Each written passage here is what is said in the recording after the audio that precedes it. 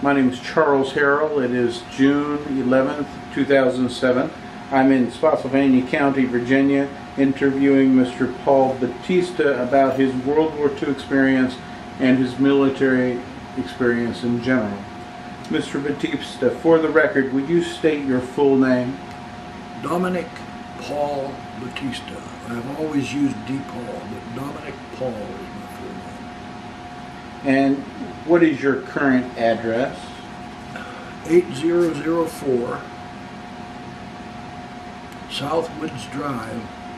Woods is the name of the street. It's not a direction. I would spell it out. I'm afraid the 911 people who were looking for Woods Drive wouldn't find me. I can't do that. Post office knows better. They know that people abbreviate that. But I always ask them that we spell it out. Okay.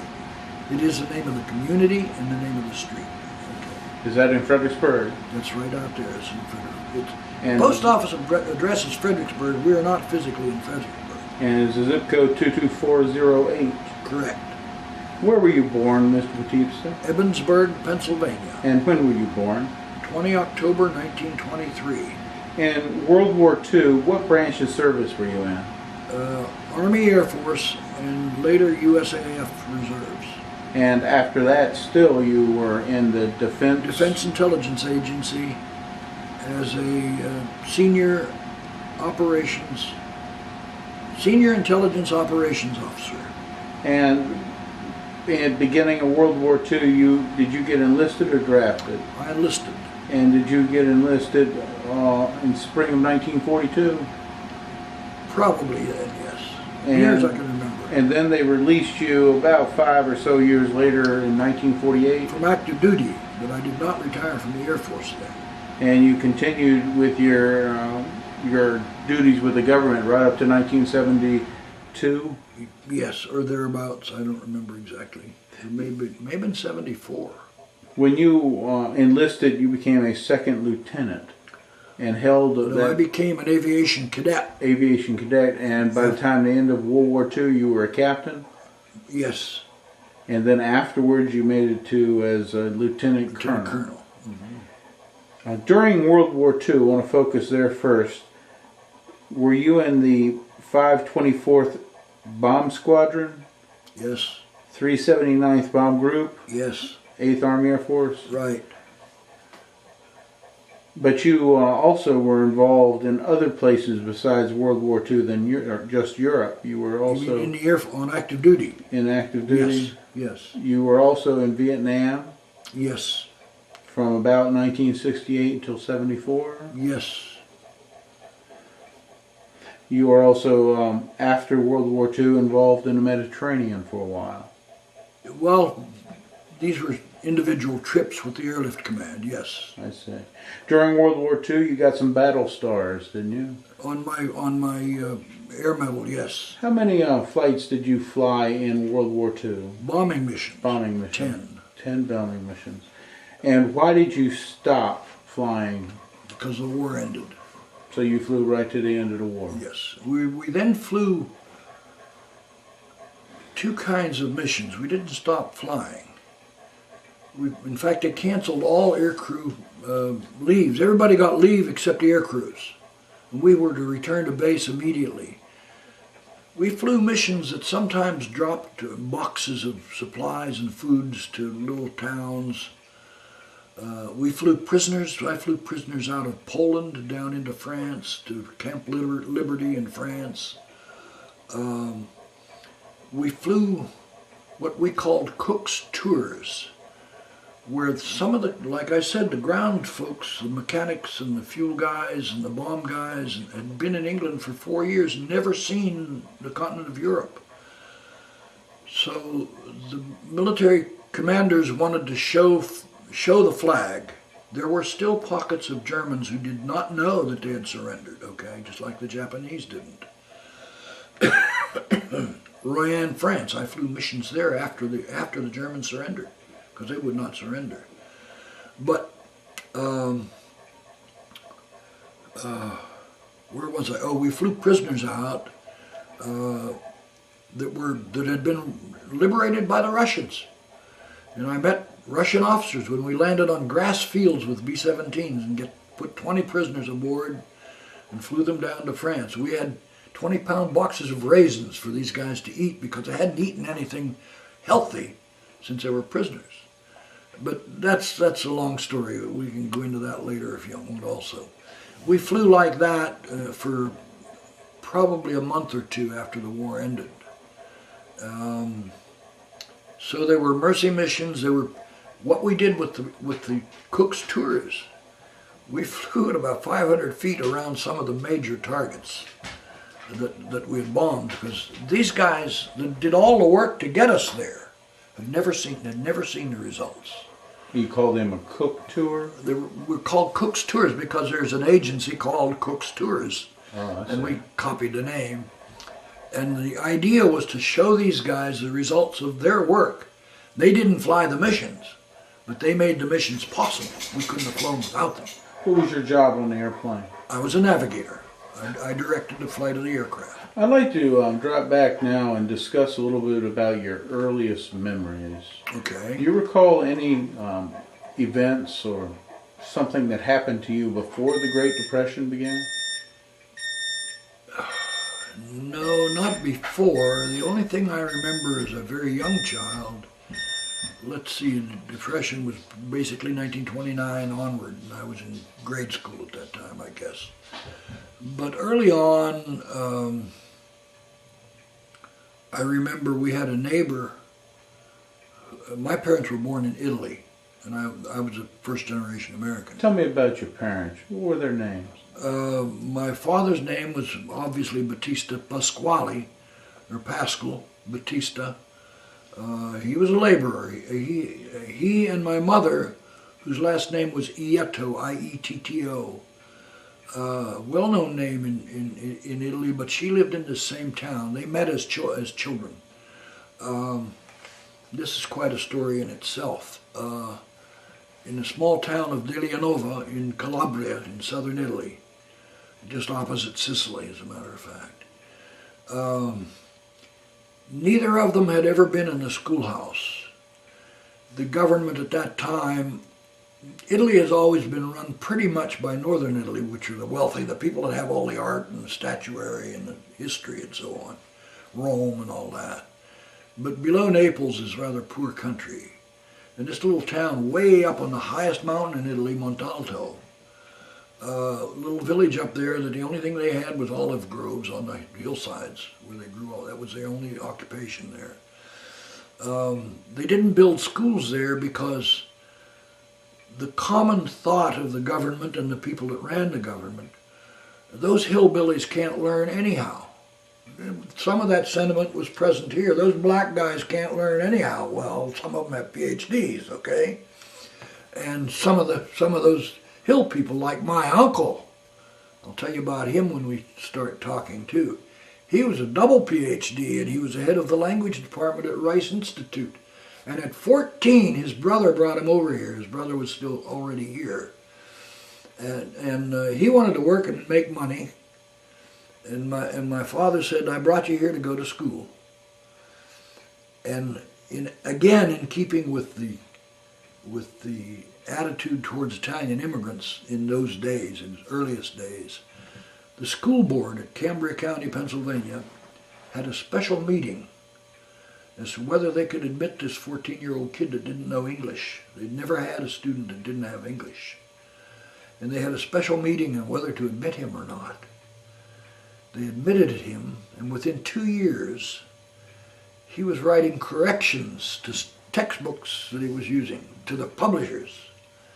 He was the most brilliant guy that ever graduated there. In 4 years, he graduated from high school.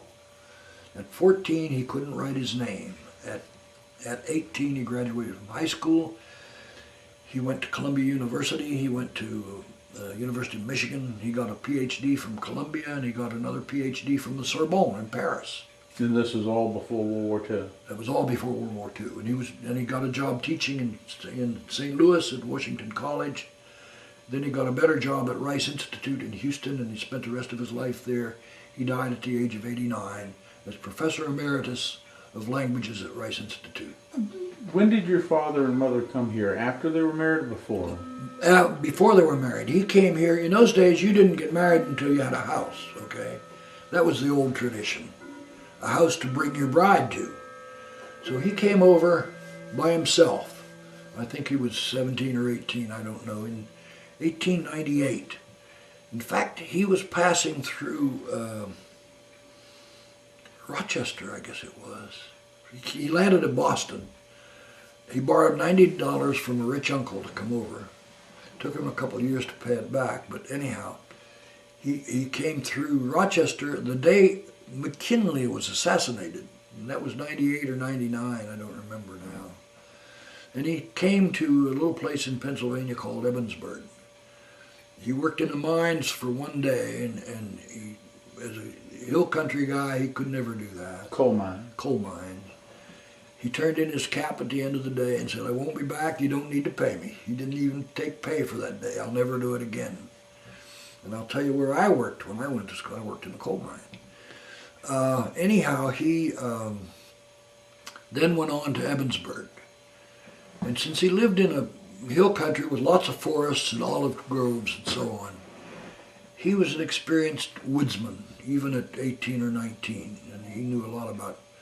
And he ran into the Tyrone paper mills. Western Pennsylvania then had a lot of virgin timber. And he got a sort of a contract with them to cut paperwood for the mills in Western Pennsylvania. He also got known back in Europe as having a place of employment. And within a few years, he had people from every country in Europe working at, temporarily at least, in his timber camp. They lived in huts and they cut wood all day. They had to peel it and send it to the paper mill. So how many years did he do that? He did that probably, I really don't know, because I've never recorded that, but he probably did that for, at least till the beginning of the Depression, I would think. So he was doing that when you were born? I think so, yes. He brought his bride here. Then he went back to his hometown in Italy, and they got married there. And I will tell on a narrative. In fact, I have it somewhere, I don't know where. Terry and Dave, my son-in-law and my daughter, and I took a trip to Italy, and we went to that little village. I was able to find the house where my father was born, and the church in which they were married. And the pastor there's name is Father Kokola, and he didn't marry them because it was long years before that. But he had these great ledgers. In the old days, the church records were kept in ledgers like that. He brought one down and he located their marriage certificate. He got down another one and he located their baptismal certificates. And he took them over, the Monsignor did this. He didn't have an assistant, he did it for me. He took these over to a Xerox machine and made copies of them for me. And I have them somewhere. I don't really know where they are, but I have them. They were married, I believe, in 1897. And he stayed over there a little while with his wife. And my oldest brother, John, who's long gone, was born in Italy. He was brought here as a babe in arms. Did they get citizenship? Oh, yes. As soon as they could, they became citizens. They didn't come here to go back. They came here to live. And in the case of my uncle, to get an education. He could not do that in Italy. Tell me about what type of man your father was. You said he was a laborer. Did he ever do any more education for himself? No, he never did. He came here as a married man with a child. So he saw himself. He could have. He was a brilliant man. He was as smart as his kid brother. I learned that over the years, but he never went to school or anything. There were no things such as there are now for immigrants. English as a second language and so on. There was no such thing then. I tell you, they even had a meeting on whether to admit my uncle Joe, because he didn't speak English. Tell me about your mother. Did she speak English by the time you were coming around? By the time I was out of my infancy, yes, she had a little English, although she did nothing but housework, and my father did nothing but labor. He was a track walker for the Pennsylvania Railroad. In those days, they didn't have electronic checks on the railroads. They had guys that walked 10 or 15 miles and then took the train back, and that was their day's work. He made 10 cents an hour for that. Took him 14 hours, $1.40 a day he made. And he raised 10 children, most of which were college graduates. We had to have scholarships, or we were all pretty smart. We had to have scholarships or some aid, or they're not like there is today. There were no college loans, but we managed with scholarships kind of things and working summers as I did. Which was your firstborn? When was he born? John was born probably in 98 or so. Okay, so you're one of the later ones. I'm the youngest son. I had a sister born after me, but there were no boys born after me. I was the last son, the youngest son. And that had something to do with why I volunteered in World War II. Your father had a family by the time the First War came around. Yeah. Did he ever contemplate, by what he told you, about joining up for the First War? No, he would not have been qualified, because in those days they did not enlist in illiterates. Now they have schools. They'll enlist in illiterate because they're having trouble today. So they will swear in someone who is illiterate and send him to a school to learn English. But in those days they didn't have those. As the 20s kept going, you said you couldn't personally remember too much about the 1920s, but not too much. When the Great Depression hits in 1929, is your father affected much? He worked more than ever. In addition to labor, wherever he worked for a couple of judges and some prominent people in town. Everybody in town knew him, and knew him as a hard-working, honest man too. But he had several gardens. He had a lot beside the house which he had purchased, and he had a nice family garden there.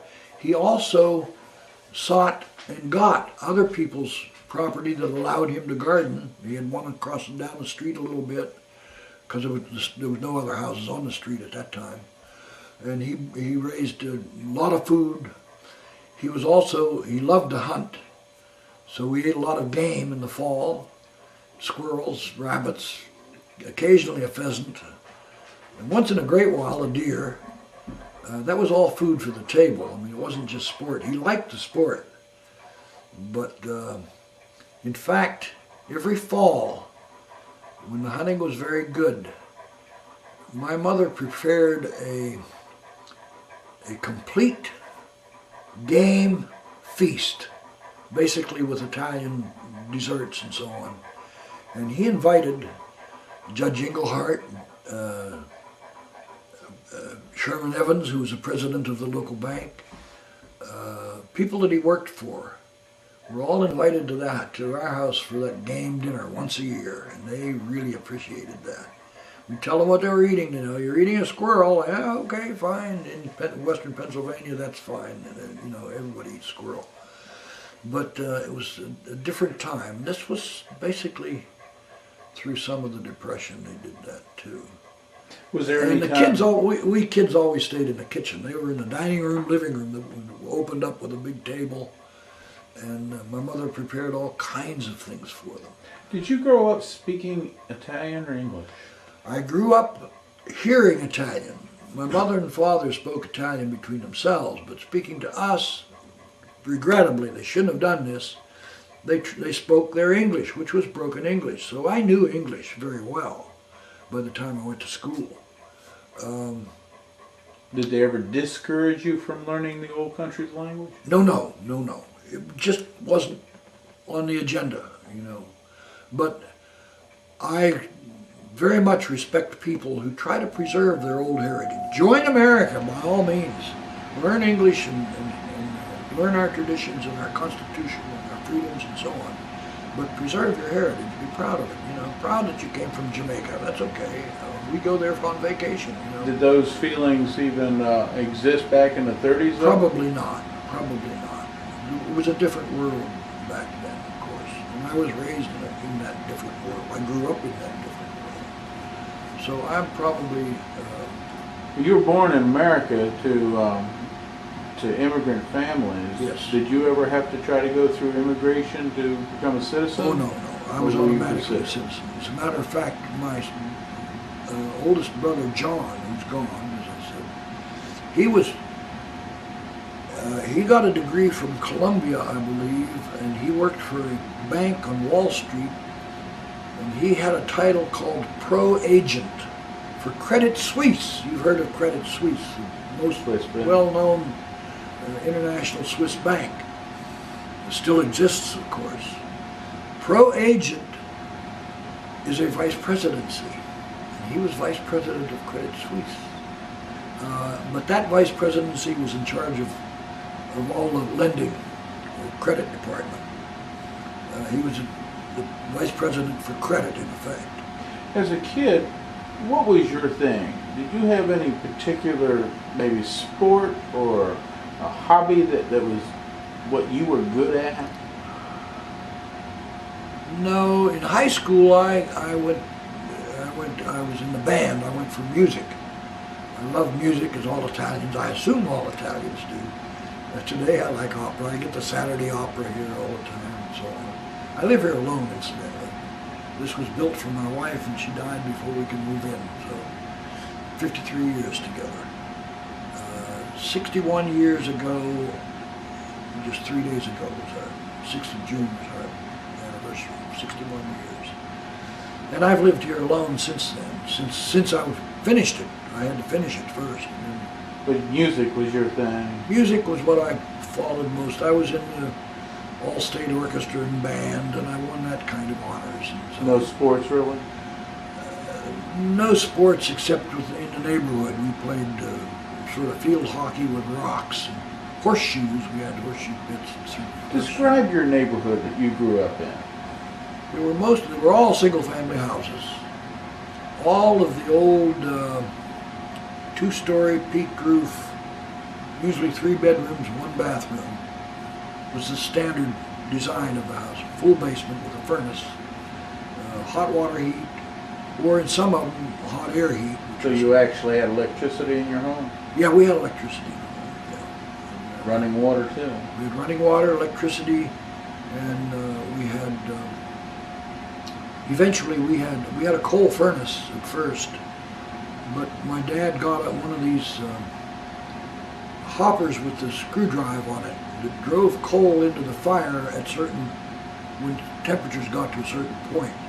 In other words, it would feed the fire during the night, and he didn't have to get up and shovel some coal in. As a high school student, I did some of that for some old ladies that couldn't stoke their furnace, and on the way to high school, I would stop, go in the house, go down to the basement, shovel coal into the furnace, and clean everything up and go on to school. And I'd do that before school during the time. I also caddied at the golf course. I bought my own clothes when I was in grade school. Was this by the time the war had started? No, this was in the late 20s, early 30s. Depression time. The Great Depression was hard on many folks. Did your dad ever lose a job that he couldn't find other work for? As far as I know, he was always employed. So he had some regular jobs, like Judge Englehart had an estate with about 2 acres of lawn. My dad, they were good friends. Judge Englehart always came to that dinner I described. And my dad took care of that estate. He mowed that 2-acre lawn once or twice a week if it needed it. It took him all day, of course. And he had nothing but a push mower. They didn't have these motorized things in those days. And he did all the shrubbery and planted flowers and so on. So he was a real gardener. He was a gardener more than a laborer. He did work for the Evansburg Borough for a short time as a pure laborer, digging ditches and that, but that was not his thing either. He was good at gardens because he had gardens of his own. He had flowers of his own. If you'll see it in the hall, in the anteroom there, I have a vase with lilies of the valley on it. My mother had the whole side of our house that I was born in was lilies of the valley. They were so big and beautiful that the two florists in town bought their lilies of the valley from my mother. They could not reproduce what she was growing there. And when she died, both florists sent huge arrays of flowers to her funeral because she had been their source for lilies of the valley. That vase is a fairly expensive vase with lilies of the valley entwined around it. That's in memory of my mother.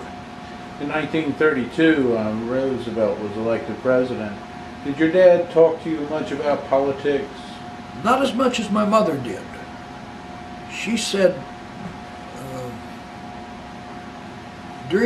she made this statement one time, during the Depression, steak was 25 cents a pound, and I couldn't buy a pound. But after Roosevelt got in and things got a little better and the banks got a little bit better, steak went up to $1.25 a pound, and I could buy as much as I wanted. That was her idea of politics. They did vote. In fact, Judge Englehart usually picked them up and took them to the polls and brought them back home. And he would mark ballots for them because they couldn't read. And he was a real friend of the family. And so were his children, friends of mine. I went to school with some of them. Did they admire the Democrats like Roosevelt by the time Yes, you came by around? that time they did. Now, the one guy that I can tell you hated Roosevelt was my brother John. He's a Wall Street banker by then. And the banks hated him because he closed all the banks, you know. But they came back better than ever, but they don't remember that. Did your dad's bank go out of business? Or did he not have a bank? I don't think it did. Small town bank. They weren't affected like the big ones were.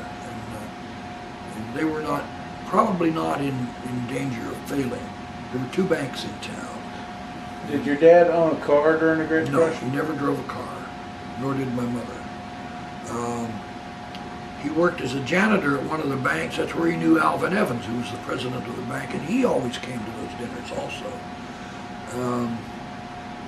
He had several jobs like that he didn't lose until he couldn't do it anymore. As the Great Depression got worse and then Frank Roosevelt became president, he came up with all these programs like the WPA and the PWA and the CCC. Did you all get involved with that any?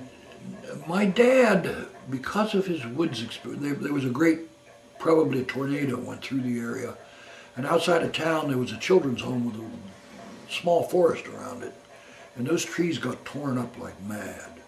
A lot of them were down and broken and dangerous and so on. Well, the town, the judges, all the people in town knew my dad's background. He was a woodsman. They knew that. He came from Italy as a woodsman. He knew. He worked at a woods camp near Evansburg for years, as I told you. So when it came to selecting somebody, they were going to put together a CWA or WPA, I don't remember which it was, project to clean up that forest. Well, one of the guys told my father to go sign up because I'm going to be the boss. And it was a friend of his. Well, the committees picked the boss. And who did they pick for boss? My father. And this guy that was going to be his boss was hired as a workman, didn't accept the job. He was not going to work for my father because he thought he should be the boss. He had become a farmer. He was also Italian, but he had become a farmer. He did not know lumbering like my dad did at all. And anyhow, for how long it was, I don't know, but it was a great windfall because as chief, he got paid $5.20 an hour, and all the workers got $4.30 an hour, and he was the boss. He ran the whole operation. And $5.20 an hour for an 8-hour day was money from heaven, and it lasted, I don't know, maybe 5 or 6 months, I don't know. But yeah, that was basically an honor that the town and the state and the feds gave him because of his experience of lumbering, is why he got that job. It was a mess, and he cleaned it all up. I remember going out there from grade school. My grade school wasn't very far away, and I'd get a ride with one of the trucks and go out there visiting. While they were working in the snow, they're clearing up with 2 feet of snow, and it's almost over my head, but I still like to see these guys just sawing and chopping and hauling, and it was great. It seems like your dad was getting a good amount of money, was able to send his kids to college by... He never financed any of our college. No. He didn't have enough money for that. Except, well, one reason, he probably did have enough money for that. But when he died, we were surprised to find that he had in Alvin Evans's bank, whom he did yard work and gardening for, he had an account, that he, as a guy from the last generation, he had to have substance. He couldn't spend his substance. And so he put, with the little bit that he earned as a gardener, and even the WPA job, he banked a lot of that.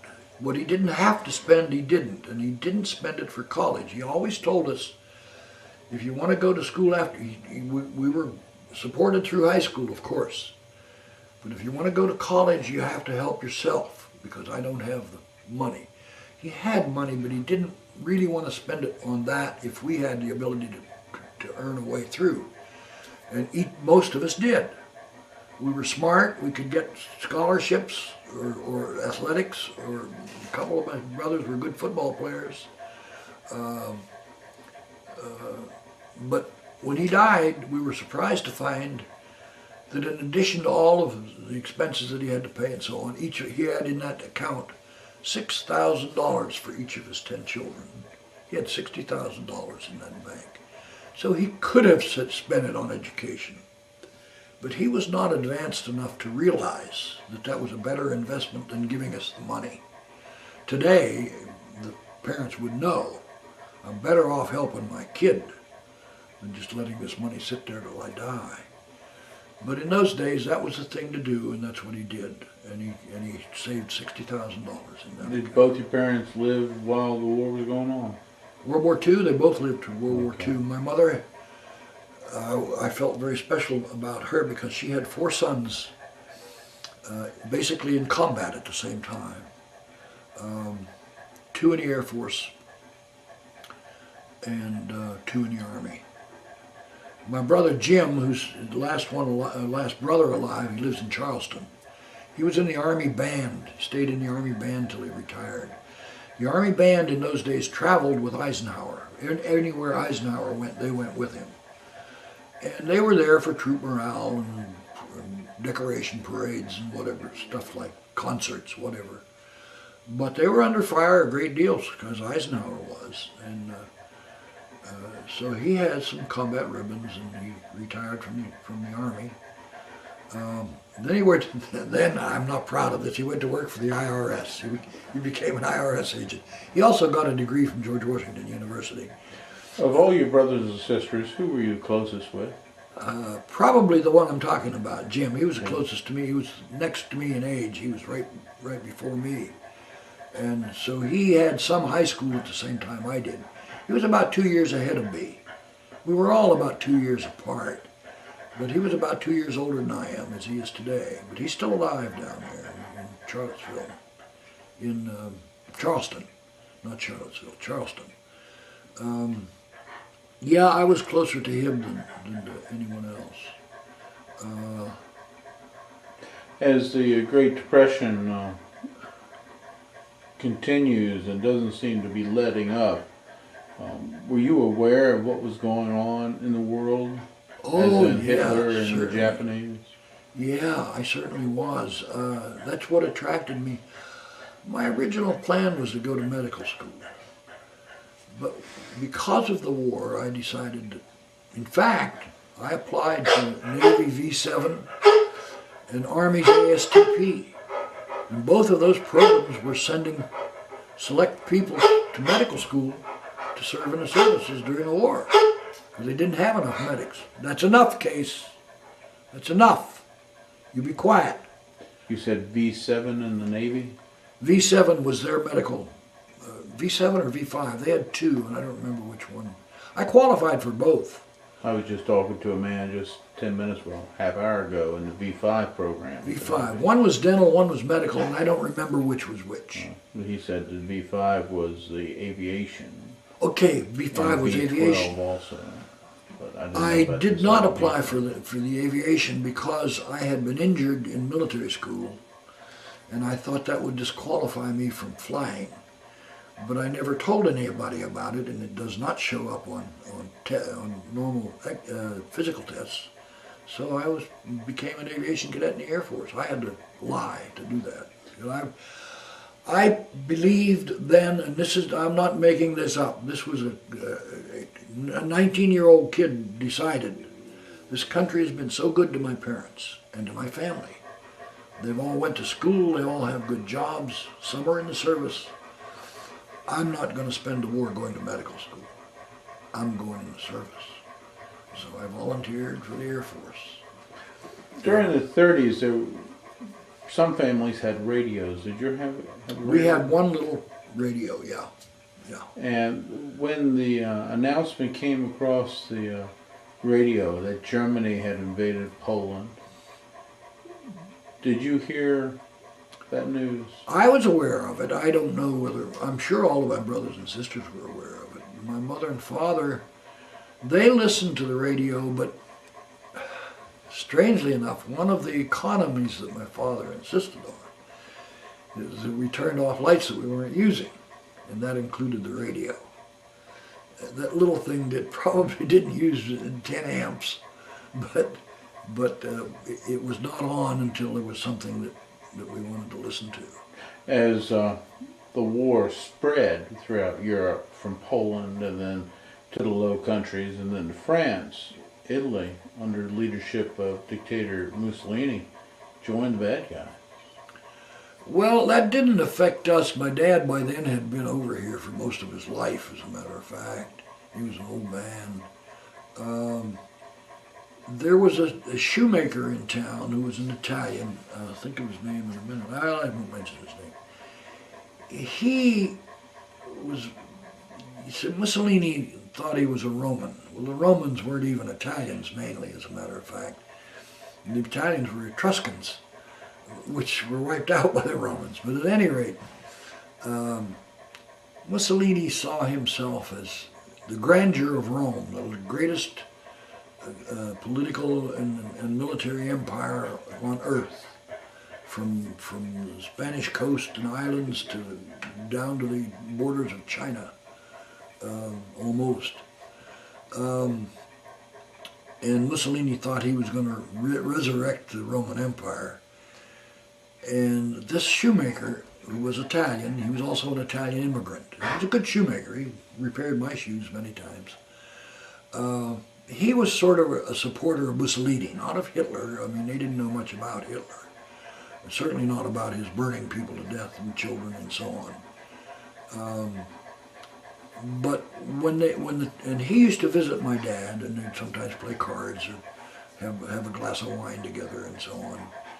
And my father made wine. He would sort of speak kindly of Mussolini, what he was doing for Italy. He built highways, and yeah, he did that, but he was a bad guy politically. They had no freedom.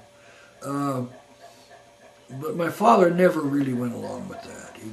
By then he was an American through and through, and he supported America. After all, he had 4 sons in the military, or ultimately had 4 sons in the military. So he was as American as you can get.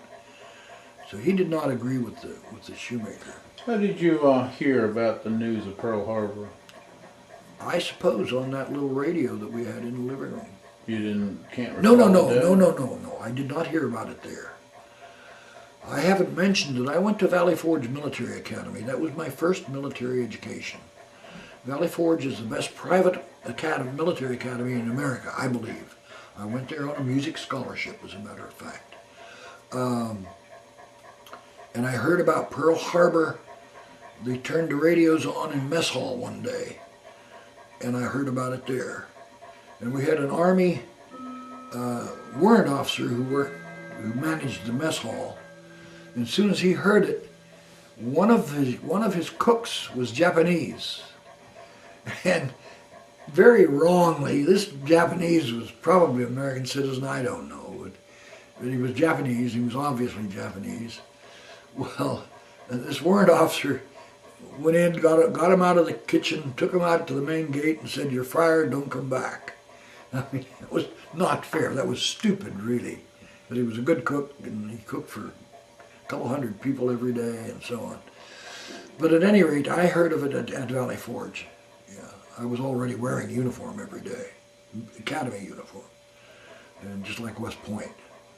And the training was very much the same as West Point, but it's private. It was and is a private school. Did you ever join the Boy Scouts? No, I never did. I knew some friends that were Scouts. I supported them as far as mentally and rationally and so on. I thought it was a good program. But I knew that it cost money. You had to buy a uniform. Well, my family didn't spend money on things like that. I mean, we were taught that we had to save and so on. So I would not buy a Scout uniform. You went to this military academy on a scholarship. Had you been away from home much before that time? No, that was my first time away from home. I went there probably when I was 17. And I had my last year of high school there. In my first year of college, I took college engineering there. They had a 2-year college. They're trying to expand it to 4 now, but it's still a junior college now. That first year of the war, you're an Italian American. Did you experience any discrimination or prejudice? I started to say that during the 20s, we had a neighbor who were immigrants from Germany. They hadn't been here as long as my parents had been. And they used to, jokingly, they were never mean, we were good friends, but they would call me their neighbor Wop because I was Italian. I was more American than they were, really. They were from Germany.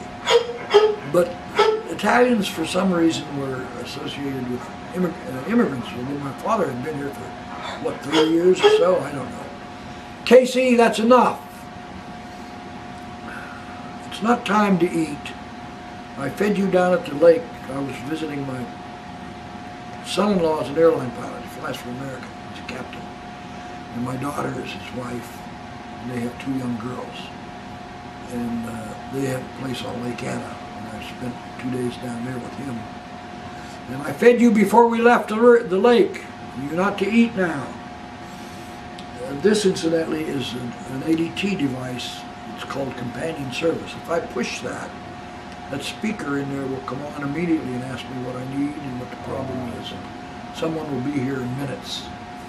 It's an emergency thing. Tell me about your feelings about when you heard the news of Pearl Harbor and then the subsequent declaration of war against the Germans and the Italians and the Japanese. I was a supporter of it. I was American to the core. I had graduated I went to public schools. We didn't go to Catholic schools, although we were Catholics. We didn't go to Catholic schools because we had to pay tuition. My dad figured that was an expense he didn't have to make. He paid taxes to schools, but he had to do that anyhow, even if we went to Catholic schools. So his idea was, since the public schools were paid for by my taxes, you all go to public schools, which was fine. We had catechism classes at the Catholic school in Saturdays and evenings anyhow, so it didn't matter. It didn't make any difference. It may have made a difference, and maybe the teaching was better in public schools in those days. I'm not sure that's any longer true, but in those days, public school teachers were probably better qualified than the nuns were. Well, the war starts, and by early spring, within 5 months of the attack of Pearl Harbor, you're ready to join up. As soon as I finished that year at Valley Forge, yeah. Why did you choose the Air Force? Well, I had always some of the things that I used to do. I used to draw plans for log cabins in the woods and plans for airplanes. I'd sketch the outline of airplanes. I liked to do that. It was one of my favorite pastimes. And flying was appealing to me, and it was something that I thought I could do. And so I went pretty quickly. I didn't tell you about this. I had taken the exams for the Naval Academy, given by the congressman. Okay. I got a second or third appointment, but I didn't get the principal appointment, although I had the highest score on the test. It was a tough test. I had the highest score on the test, and I got a letter from the Academy to me that said, if you are admitted, you will be admitted without further examination because of your test scores to get in, okay? So I was already accepted if I got the appointment. I didn't get the appointment. The appointment went actually to a friend whose mother or father was the chairman of the local party, as was the congressman. So actually he got preference, I'm sure he did, but that's okay by me. He was a good friend. And he went and I didn't. But then that was before the declaration of war. After the declaration of war, it happened while I was at Valley Forge. I went to Philadelphia and applied for the aviation cadets.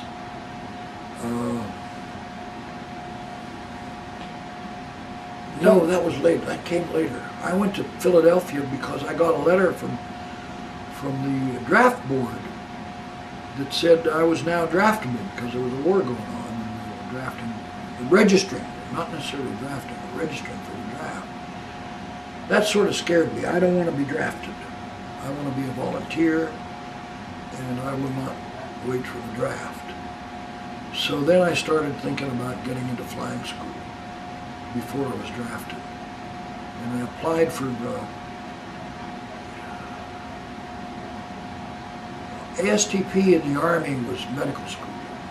And aviation cadets in the Army was flying school. And I applied for both.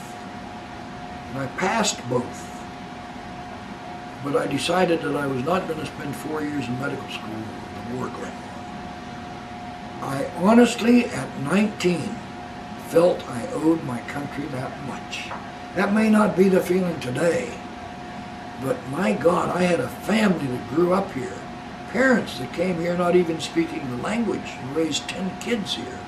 Good educations and all of that. Opportunities galore. Why am I going to go to medical school while everybody's out there fighting? Where did they send you to become a cadet? I went first to a place called Middle Georgia College. And we weren't called cadets, we were called aviation students there. And the reason the students were sent there before flying school, they wanted to teach them a little bit of engineering. I already had a year of engineering. They didn't need to send me there, but I went with the group, and I passed everything simply because I'd had most of it before. And we learned a little bit about flying and about engineering and mathematics and so on at Middle Georgia College. Then we went to Maxwell Field. Maxwell? Maxwell Field. Is that in Florida? And that's in Alabama, near Montgomery. What happened there? And that was pre-flight training as an aviation cadet. Physical training, running marathons, running every morning, exercising every morning, going to school, learning about weather, learning some flying, learning about airplanes, learning about foreign airplanes and silhouettes and so on. No, Casey.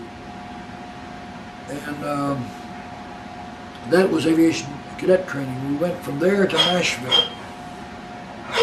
What happened in Nashville? Nashville was a classification center. You either classified for pilot training, navigation training, or bombardier training, depending on how you did on the different tests. Some of them were mechanical, some of them were mental, and they had a way of grading people as the probability of completing the course successfully.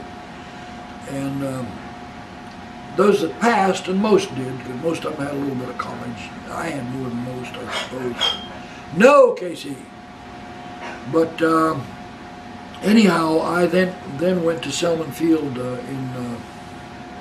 Selman Field is in Alabama, I guess. Or Louisiana, I guess it is. Yeah, it must be near Shreveport. I don't remember now. My dad was there. Okay. Selman was the navigation school. There was another one in California, but I was sent to the one in the east. I was sent to navigation school there. I really wanted to go to pilot school because they got all the promotions, but I wasn't in it for the promotions. I was happy enough to become a navigator, so I went to navigation school there. And I graduated from there on the 2nd of October in 1944 as a second lieutenant. 2 October 44. The second lieutenant navigator. So it was basically 2 years by the time you enlisted, until then that you... Yeah, I suppose, because I went through Middle Georgia College, and I went through pre-flight classes, cadet classes in Alabama. And then I went to navigation school. So yeah, it must have been 2 years between the time I enlisted and I never told them about, I had an injured kidney from military school. I fell down and hit a post and ruptured my left kidney. It developed some scar tissue. I was in the hospital about 2 weeks. I developed some scar tissue. And it's only about 10% effective now, and you can't live without kidneys. If I hurt this kidney, I'm going to die. So I have to be very careful not to injure that, and to take good care of it. I never told the military that. They don't examine that, so they never heard that. So I went through all of this. I didn't have to. I knew I didn't have to, but I wanted to. I owed it. It was a debt, and I was going to pay it. And I'm not bragging about this. This is just the way I felt, you know. I mean... Did you consider that maybe you wanted to be a fighter pilot or a fighter? I really wanted to be a fighter pilot, yeah. I wanted to be a fighter because that was a hot white silk scarf thing and flying in a breeze. And that was the attractive part of it, see. But navigation is the brain thing. You're shooting stars and you're out in the middle of the ocean and crews coming by saying, "Where are we?" I can put my finger on a map and say, right there. They don't know the difference. Do you recall the first day you went up in a B-17? Yeah. Were you in Europe? Or were No, you we went to what's called phase training at Sioux City. We flew, I don't know how long, a couple months there as a crew. That's where we met the rest of our crew, the pilots, the flight engineer, the gunners. We met them all there. And we went overseas as a complete trained crew. And we had all kinds of training there. We had gunnery training, we had, eventually we had navigation training. Not that first flight. That first flight was really pilot training. And I remember, I'll never forget the pilot I had. He was a friend, and I got along with him all right. But I really didn't respect him. He didn't want to go to combat, and I knew it. And I wanted to go to combat. In fact, my whole crew wanted to go to combat. Can you name your crew? Is it still that fresh in your mind? Yeah, if I think hard enough. My tail gunner I remember because he was in the tail, a very cramped space with 250 caliber machine guns. There was an aluminum ball with slots through which these guns, and the ball was curved so he could rotate and elevate the guns because he aimed them by steel sights. He didn't have electronic sights. And the first thing he did was he got some red paint and he painted that ball red. And he was the youngest guy on the crew too. And I said, "Hey, why'd you do that? They're gonna pick you out." He says, "I want to get a German fighter and I want them to come to me." Well, we're in formation. They're gonna try to get whoever is falling behind, they're gonna try to pick off. No, I'm gonna get a German fighter. Well, he never did, but we only flew 10 missions because the war was ending, really. What was his name? My engineer was an Italian, as a matter of fact. His name was Tumanello, Anthony Tumanello, from New Jersey, from the New Jersey Italian colony, I guess. But he was a good guy, a good friend. He was also the top turret gunner. He was the engineer. He followed the fuel consumption thing, and he knew a little bit about mechanics on the engines. But he was basically the top turret gunner. That was the best guns we had. He had a bit of a sight up there, not much. One of my waist gunners was the oldest guy on the crew, and I think he was married. Somewhere in my papers I have a crew list, but I don't know where it is. See, I moved into this house from Fairfax, and I moved in alone. By that time I was the builder. I finished it myself. I didn't know who to hire. I had to get some help and so on. And the floors weren't in and all of that kind of stuff. Well, there were 4 officers, weren't there, on that B-17? Yeah, bombardier, 2 pilots, and a navigator. Yeah. Did you all go drinking together, or? We socialized together. I was never much of a drinker. The squadron used to make flights up to Scotland and bring a B-17 back loaded with scotch, but I was never, I might have a single drink once in a while, but I don't, maybe as a cadet I might have 2 at a time and go in town. How much fraternization went on with the enlisted men of the crew versus the officers? Probably a great deal, because now we had separate barracks, separate mess halls, but we flew together, and we lived and died together. Did you call each other by first name? Oh yeah, there was no. In fact, if they got promoted, we were very happy for them, you know, and they for us, as far as that goes. Yeah, we got along very well for them, but when we hit the ground, they went to their barracks, and we went to the BOQs, the officers' barracks, which were basically in most places the same thing, but separate. And in some places they were a little bit fancier, but not much. Did you keep the same crew the entire time? I did in combat, yes. Flying with the Airlift Command back here after the war, no. I was the navigator on the crew, whichever crew. I flew frequently with an active duty crew. There weren't any other reservists on the crew except me. But I was worldwide qualified. I had to be as qualified, probably more qualified than they were, because I was older and I had more time in the navigator's position, and some of them were just out of school, so they couldn't have been as cognizant as I was of navigation science. But yeah, I flew with whoever needed a navigator, whether it was a reserve crew or an active duty crew. During the bombing missions, did you fly the same airplane every time? We flew the same airplane and the same crew, as a matter of fact. Did you have a name for your airplane? Yeah, it was called Angel Mine. Angel Mine? Angel Mine. I don't know who picked that name or why, but it was painted on the side, and that was the name of the airplane. And somebody has a register of all those names, you know. I don't know who. Maybe, listen, the 8th Air Force Heritage Society in Savannah, Georgia. Yeah, we've been to the museum. Okay. And they have a computer database down there you might want to examine too. And they have a website that you can access. You don't have to be a member of the Heritage Society, which I am. No, Case. No. Okay, I'm just rambling too much. I'd like for you to tell me about your the way you got from Sioux City, Iowa, to Europe. Okay, yeah, we had quite a time doing that. We flew first to field in Connecticut. And you were flying your B-17? B-17 with the crew. Same crew, but flew combat. The Angel Mine? Well, by that time it wasn't named. It didn't get the name until But it was the same plane. It was the same plane, yeah. I believe that the call number was 905, but that may not be accurate. It was Air Force 905, I think. AF 905 was our radio call sign. But I'm not positive of that. Right. Okay. And they're all pots and pans now. They've all been destroyed.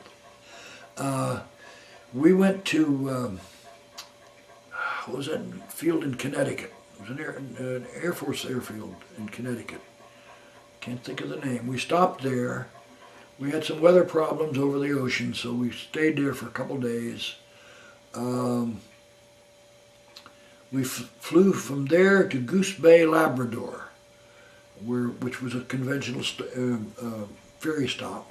We were ferrying a B-17, and it was a normal stop there. We stopped there. The weather was still very bad over water, and they hated to send us out, you know, when we were going to have problems. No problem, but we stayed there a couple of days.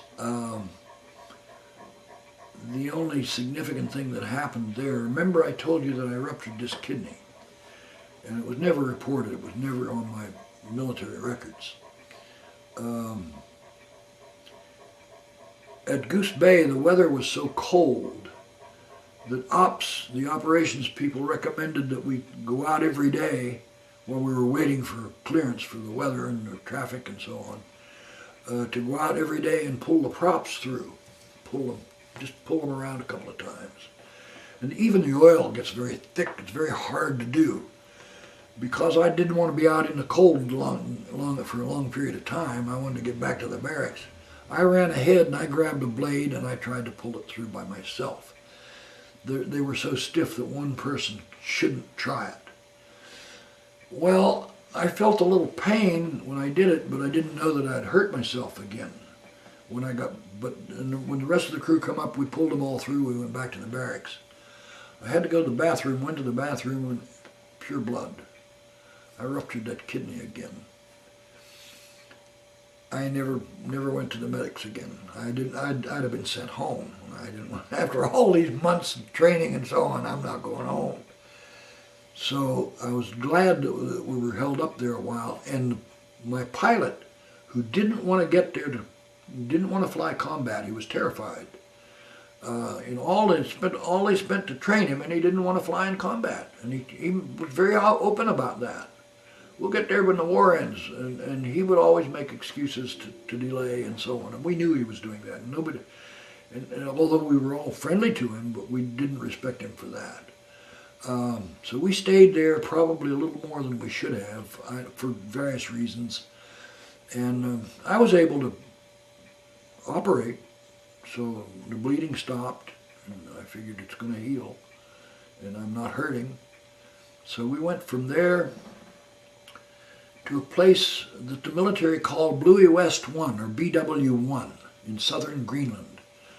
The little town across the fjord is an Eskimo town called Narsarsuaq. I can spell that if you'd like me to. It's probably on the maps. This was an Eskimo town, but partially supported. I don't know. I have no idea where we were or what I was saying. We were trying to get across the Atlantic Ocean. Oh yeah, okay. Goose Bay to Narsarsuaq, which was an Eskimo village across there. Was it 1945 already? This was, it was probably January in 45. Yeah. Okay. And what happened on Greenland? Greenland, we had what locally is called a willow wall, which is a huge wind coming across the glacier and just roaring down the mountainsides down to the water. And they're violent. And they're like a tornado or like a hurricane. They are, in fact, of hurricane size. And we just smartly, didn't want us to fly through that. So we holed up there. And as a matter of fact, the first time in my military career where I had to go to the mess hall holding onto a rope. The wind was so strong that our barracks was right next to the mess hall. The base strung a rope across there, and we would go hand over hand across that rope to get something to eat. Because you could not do it. If you tried to walk over there, you'd get blown down by that wind. How could the airplane even be tied down? The airplanes were tied down, and they did not. This is what held us up a little bit there. This might have been in December, because it was still deep winter there. I don't remember, but what the willow wall does, after it's moved everything that it can move, it starts throwing sand and rocks wherever it can pick it up. And the the plexiglass noses of the airplane, especially the sight window, which is special glass under the bomb sight, were all frosted by rocks and sand, and they had to be replaced. This airplane was useless in combat. The bombardier couldn't do his job, and even the windshields were a little bit damaged. So we had to wait there until they flew in a lot of replacement glass for the airplanes, including ours. And it took probably a week or two for that, and then to install it all, we do all these repairs in very cold winter weather. And meanwhile, we just lived in the barracks and going back and forth on the rope to get something. The wind lasts for days, about 3 days. But even after the wind died and we could walk over, they were still working on the airplanes and they weren't ready to go. They had to have new glass. Where'd you go from Greenland? We went to Reykjavik, Iceland. How long did you stay in Iceland? Didn't stay there very long. Stayed long enough to go into the little town, little suburb of Reykjavik. I never went into Reykjavik, the little town I went into, to get some Danish pastries and to see the town and talk to a couple of people and so on. Did you take the final leg then? The final leg was from there to Valley, Wales. Valley, Wales? Valley, Wales. Just plain valley. There was an airfield there and we landed at that valley. That was the terminal airfield for ferried aircraft. Okay. Did you all fly as a group or as a group of airplanes, or was it just a single airplane? We flew single airplanes. So we were island hopping basically with the B-17. What station did they put you at in England? From Valley, Wales, I went to Kimbulton. Kimbulton was the oldest bomb group there. They had been there. First American flyers sent there were the 379. Kimbulton was an old RAF field. We were a little bit better off because we still had some regular buildings, not all Quonset huts. Our barracks were regular buildings because the RAF was an RAF field which was given to the Americans. And that's where the 379th operated from for the whole war, from that field. You stayed there and flew all 10 of your missions from there? I stayed there through all 10 of my missions. Also from the flag showing and Cook's tour missions I described to you. We flew out of Kimbulton.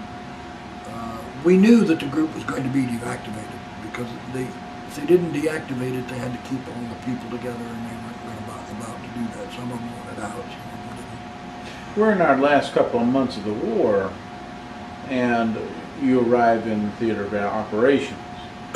You take your first, well, first of all, did you train any out of that field? Take any training Not really. flights? I don't remember any specific training. We may have, once in a while, they'd ask a crew to slow time a new engine. If they replaced an engine, they liked it flown for a few hours, and crews would even volunteer to do this. It was not a mission. In other words, they weren't being shot at. But the end of the war, a lot of people don't realize this. The end of the war, as far as the air war over Germany, was much worse than it was at the beginning of the war. Why? First of all, they had, before we did, very primitive radar. It wasn't very accurate, it wasn't very good, but it was radar. So they could track us a little bit better. They also, they were in retreat. The German army was in retreat, there's no question about that. But the 8th Air Force was still bombing important targets, fighter bases and aircraft plants. The main thing we were going after was petroleum. If they don't have oil, they can't run their tanks or their planes. So most of our targets were petroleum places. Do you recall your first bombing mission?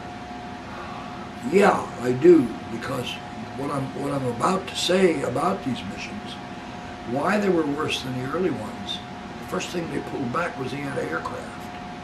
So when you might have 50 guns back here, you had 100 guns up here. And on my first mission, we're flying off the coast near the Helgoland, which is a long, narrow island off the German coast. It's a German island. It was a sub base, as a matter of fact. That was not our target. We were flying up over that. We didn't expect, we were too close to that. We should have been out a little ways. Because what we did, with their primitive radar or whatever, we alerted their flak crews. So on my first mission, and this is my thoughts on that mission, on my first mission, I'm looking around the airplane and all I see is black bursts. And I said to myself, oh my God, there's somebody down there trying to kill me. This got very personal. That barrage of flak, from then on I got fairly used to it. But my first vision of enemy fire against me was going by Helgoland, that island. Our target was up above, inside of Kiel somewhere. I don't remember where it was. I have a list of my missions. The 8th Air Force has a list down there on their computer. You can look up all my missions. They know who flew which missions. They have the whole catalog down there. But that was before our mission. And then when we got to our target, we really saw a lot of flak. But by then I had been sort of baptized. But that first barrage of flak was really terrifying. How long was that first mission? Probably 8 hours, I don't know. Most of them were 8 or 9. When we went in deep into Poland, or I had one to Prague, which was about 12 hours. We went as far as the airplane would go in some of them. Were you flying lead airplane any time? No, I was a squadron wing most of the time. But on occasion, one time our bombardier says the shackles froze, and he said, when he said bombs away, I have the radio door open and I'm watching the bombs. Or no, I'm not me. I'm up in the nav seat. But the engineer has the door open and he's watching the bombs. And the bombardier, when his indices cross in the sight, he calls bombs away. And the engineer says, negative, they're still here. Why are they still here? Well, to get credit for a mission, the bombardier knew that he had to get rid of those bombs on target. And he knew why they were not released. He said we had an interrogation crew when we got back to England. Why did you not drop with your squadron? The bombardier says shackles, there's release shackles that are attached to the bombs. When they open, the bombs go away. They stay in the airplane. And there's an arming switch in the bomb bay. One of the bombardier's missions, before you get to the initial point, that's where you're going to fly a straight line to the target so that you can aim with the sight. And before you get to IP, he's supposed to go in there and turn that the arming switch on to energize those releases. If you don't, they won't release. He forgot to energize them. He forgot to throw that switch, and he's up there sighting the target. He's ready to drop. He says they dropped. They didn't drop because he didn't arm them. So we contacted the group leader and said our bomb shackles did not release. And he said, if you want credit, pick a target of opportunity. So as a navigator, I'm picking a target now. And all I had a map with rail yards here and there and so on and so on. So I picked a little town that seemed to have a pretty big rail yard. So I said, Wayne Meyer was my bombardier. That's another name I remember. I said, Wayne, how about that bomb, I was over his shoulder. I said, how about that yard up there? We can call that a target of opportunity and we'll get a credit for the mission. We flew into the target, but we didn't get credit because we didn't drop. So she said, yes, I can do that. So we alerted the pilots. The bombardier knew about it. I knew about it. I pointed it out to him. The airplane turns for that target, and we dropped 2,500 pounds of general high explosives on that target. And we knew that he hit it pretty well. We could see that he hit it pretty well. We probably killed a few people, too. I mean, collateral damage, when you're bombing with relatively primitive stuff. That bomb site was top secret, but it was relatively primitive. It had a little wind correction. If you moved the airplane, it moved, and so it was flying the airplane. The Norden sight took control of the airplane through the autopilot. The pilot's hands off, don't touch it. The sight knows what the bombardier is doing. And as the bombardier moves the crosshairs, the sight sends a signal to the autopilot and will move the airplane. So it was very advanced for its day, but very primitive for today. Today you put a laser point on the target and the bomb flies to that point. You can't miss. If you want to hit the door of an underground shelter, you can hit the door. There's no question about that. So, but this was 20 years earlier, 30 You years. dropped these bombs on the railroad. A railroad marshalling yard, that's what we called it, yeah. Were you close enough to the target to see the boxcars or oil tanker cars? We could see explode? trains in the yard, yeah. Yeah, there were trains in the yard. Did you see any people? We didn't see any people. From our altitude, we're at like 29,000 feet. We can't see any people. Were there people there? Obviously. I mean, they certainly would not consider that they'd ever be an 8th Air Force target. But when we had an airplane in a problem like ours, then they're a target. Because we're there. They've spent $50,000 educating each one of us to fly this airplane. And they want to get, the Air Force, the Army wants to get its money's worth. And they used to tell us, you put your bombs on the first target, and you've paid for your education. You will do that much damage on your first target. So we didn't owe anything. But we wanted mission credit because we wanted to get all of our, you had to fly, at that time you had to fly 35 missions, and then you're through, even if you did it in a couple of months. So a lot of the flight crews were not there more than a few months, if they survived. But 30% of them didn't survive. How did you feel when you realized that your bombs, because you picked the target, killed people?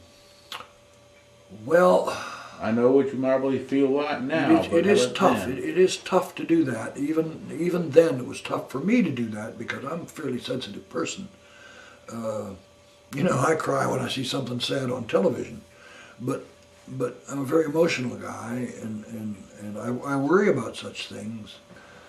But my duty was very clear. If there was an orphanage on the edge of that marshalling yard that killed a bunch of kids, I could be very sorry for that. But I could not hold that 2,500 pounds of bombs back to England. Now we had, as a matter of fact, we never took them back. No bombs were taken back to England. You tried not to land with bombs. Now, if you had one hang up that wouldn't let go, you had to land with it. You couldn't get rid of it. But when Wayne was asked by the board, how'd you get the releases to work? He said, well, we lined up and peed on them. That wasn't true. And I think they knew that wasn't true. He had just forgotten to throw the switch. And yet he was a good bombardier. Did he admit to that, or was he just joking when he lined up and peed on? He wasn't joking when he said that. Right. But he knew that we knew that the switch wasn't on. So did he have to go back there and turn it on for the secondary target that you hit? He came back and turned it on. He knew what he had done. He knew why they didn't release. Oh my God, I didn't turn on the switch. He came back and turned it on when we were looking for a target. He had to, or we couldn't have released them. But we had also a place, there's a bay in northern England, which the only name on the map is the Wash, W-A-S-H. And that was our bomb disposal area. Because for some reason there's no traffic in it, there's no boats to speak of in it, and so on. It's a very safe place, because you can see very wide, you can see the whole bay. You can see you're not going to hurt anybody. So your last resort, if you have to, you fly to the Wash, you activate the site, and you drop your bomb load there. You don't take it home, because it's dangerous. Tell me what about another mission, one that you thought that you weren't going to get through. Well, see, if I had a list of missions, we hit one that The aiming point was in a forest, and I couldn't understand that until we dropped the bombs there. They had a huge German ammunition dump hidden in that forest. The post-strike photography showed the whole forest coming up into the air. I mean, we hit it. It was in those trees. I didn't know that. We got an intelligence briefing that told us our target was an ammunition dump, but it was not described in detail except to the lead navigator. And although for no reason, he was specially briefed for it because it was an unseen target. We had no radar. And so he got a special briefing on it, which the rest of us didn't know. We didn't know why we were aiming at the trees, but I could tell even from my wing position, I don't see any buildings. Where do they have these munitions? They had them underground there, and when the bombs went off, the whole woods come up into the air. It was that was a terrifying sight. But and aircraft, they weren't shooting at us there because they would be shooting through the trees, and they had no radar. If they had radar, they had a very first stage radar. They were even working on an atom bomb, and Hitler had designs for New York City. If he could get a working bomb, he had a one-way trip of an airplane off of a submarine to bomb New York City. We got the plan, but he never successfully developed a nuclear bomb. If he had, he would have tried to bomb New York City. That was his plan. As a navigator, you didn't determine where to drop the bombs. You just got them to the general area? The lead, we were doing pattern bombing. We were flying in a designed formation to fit the target, okay? And the lead guy had an aim point, okay?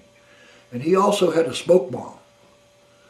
And our bombardier, when he saw the smoke bomb, he was on the site. He was trying to track him in, but he was not really aiming at anything particular except something nearby the site that the front main guy was flying to. But he was watching for the smoke bomb, and he had a salvo switch up front where he was sitting. And when he saw the smoke bomb come out, he threw the salvo switch, and our bombs went down. Now, they didn't go down over there. They would hit over here with forward motion. They would hit over here somewhere. But the design was they will cover the whole target. And many of our targets were like big marshalling yards or big oil refineries. And so pattern bombing worked very well on those. Pinpoint bombing we didn't do. The RAF thought we were crazy. They told us you can't bomb Germany in the daytime. They have too many fighters and too much aircraft. The fighters, the 8th Air Force had attacked every fuel plant, even synthetic fuels that Hitler was having developed. We attacked all those research places and all of the refineries we could find, and we had good intelligence on those. So the fighters, the few fighters that we saw, I didn't see very many. The ones I saw were rather terrifying. They had first of all, one was a light bomber, the Ju-88. They never attacked aircraft directly. They would sit off here where our 50 calibers wouldn't reach them. They'd be out of our range. We couldn't shoot them. But they had 80 millimeter cannons aboard those 88s. And those shells would reach the formation, and they were just trying to fire artillery shells through the formation. Sometimes they'd hit, sometimes they wouldn't. But that was it was a terror weapon is all it was. Fighters, yeah, I had a couple of guns that I was responsible for, and I fired at a couple of fighters on a couple of missions. But they'd have enough fuel for one pass, and they'd be gone. They could not track us and attack sequentially. They couldn't do that. How much time did you have when you fired your guns? How much time did you have to prepare yourself? For the guns?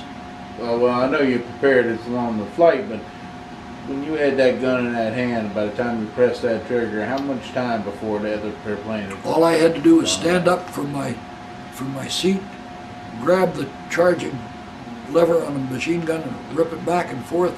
There's a 50 caliber in the chamber ready to go. There's a belt hanging here. That's all I had to do. It didn't take me 10 seconds to do that. On both sides, I had a whisker. We're called whiskers.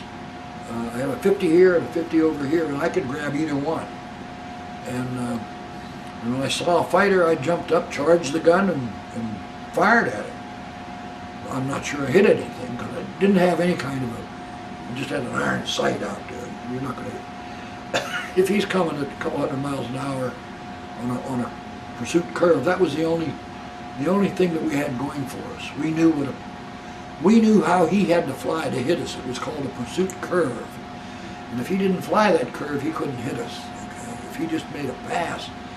But the most fighters that we did see were like the Me-262. This was a rocket airplane, not a fighter. It was a fighter, it was armed, it had machine guns, but its main tactic was to find a way to fly vertically, straight up, like a rocket, through the formation or very near to the formation.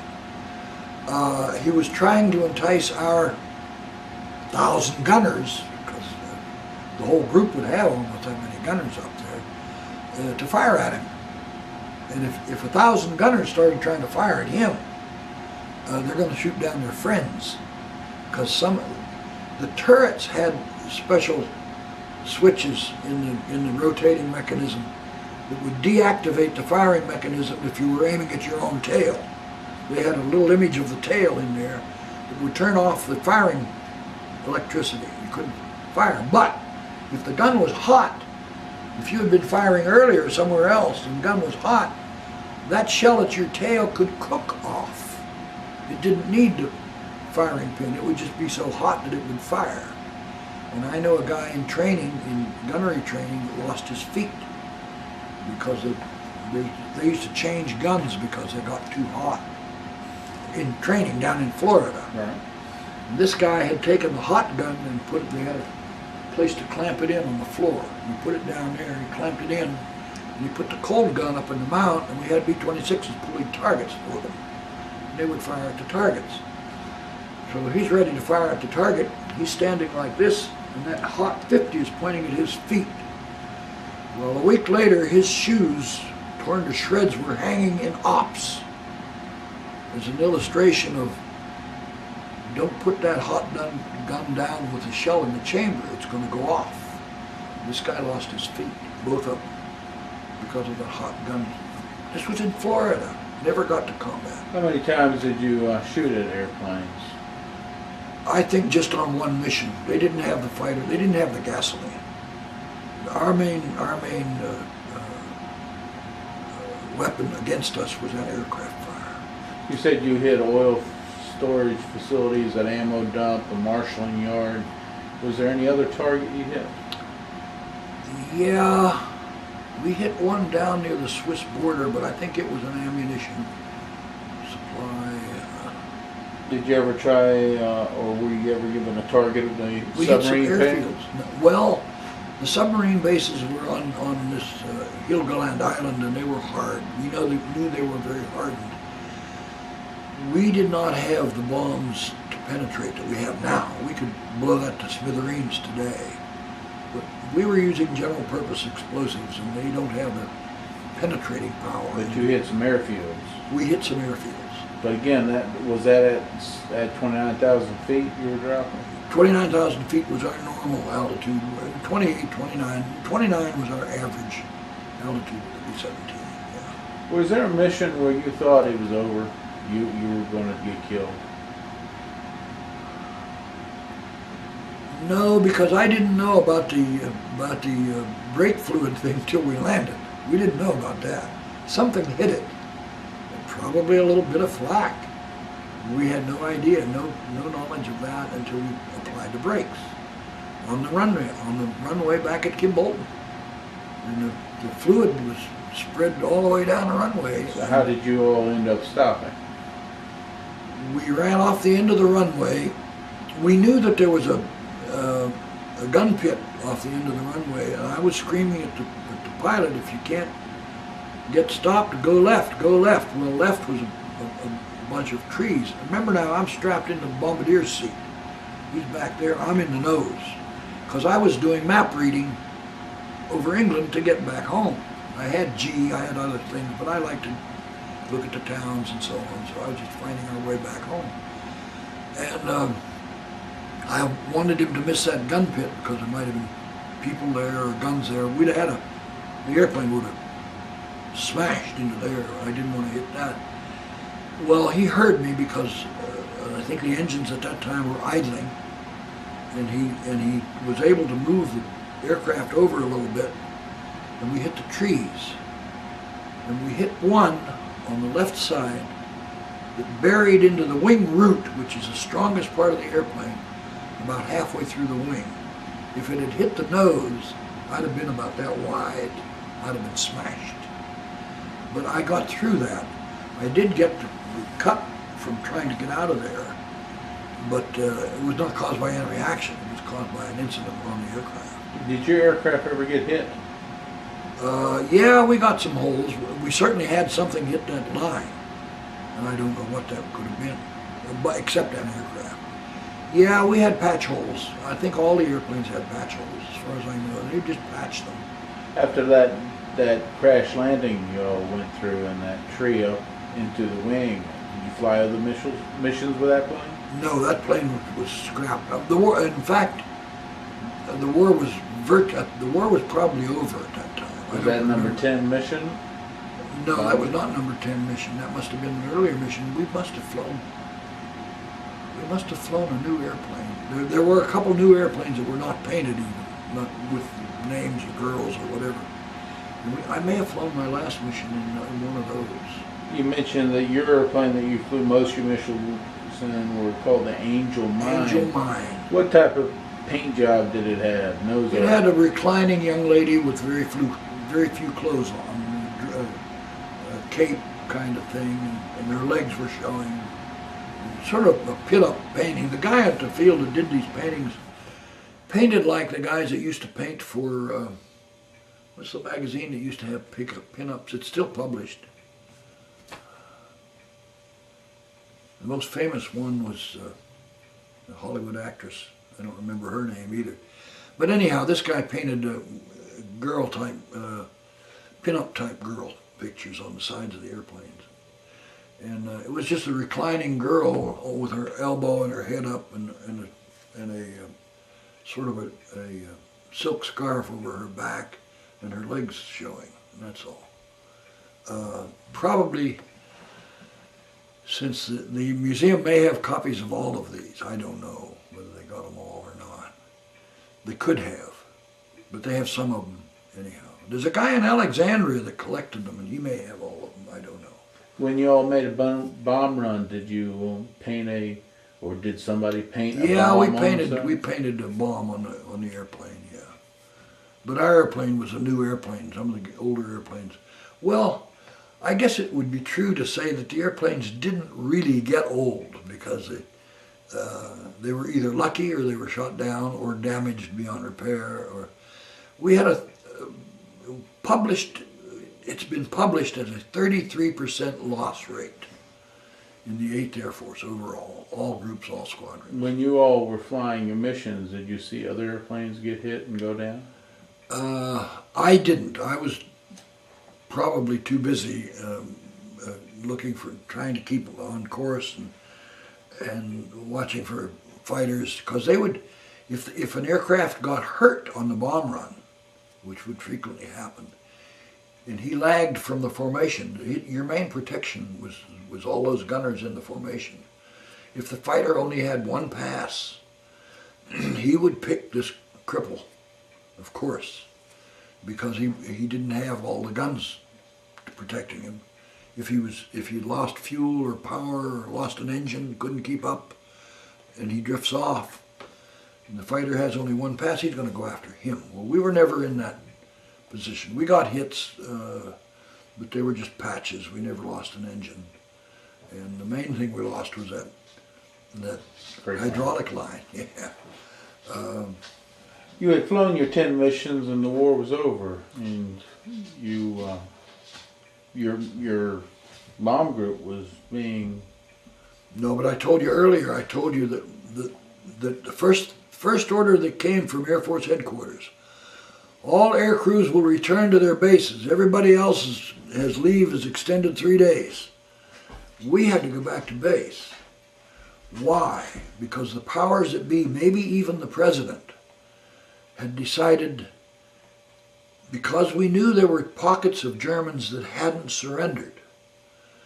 We knew that, maybe didn't even know that the war was over, or that their chiefs had surrendered. Maybe didn't know that. There was a large force at Royan in France, and I flew missions against that after the war was over. Against, or just to try to convince them to surrender? No, we bombed them. They had anti-aircraft. They were fighting back, and we knew that. The French told us that. In fact, I have among my souvenirs, I have a certificate from President of France. Even though I never flew any missions to France during the war, but he knows from the record that I flew 2 missions to Royan after the war, and they were not mission credits. They were mission credits, but they not to 10. Not to the 10.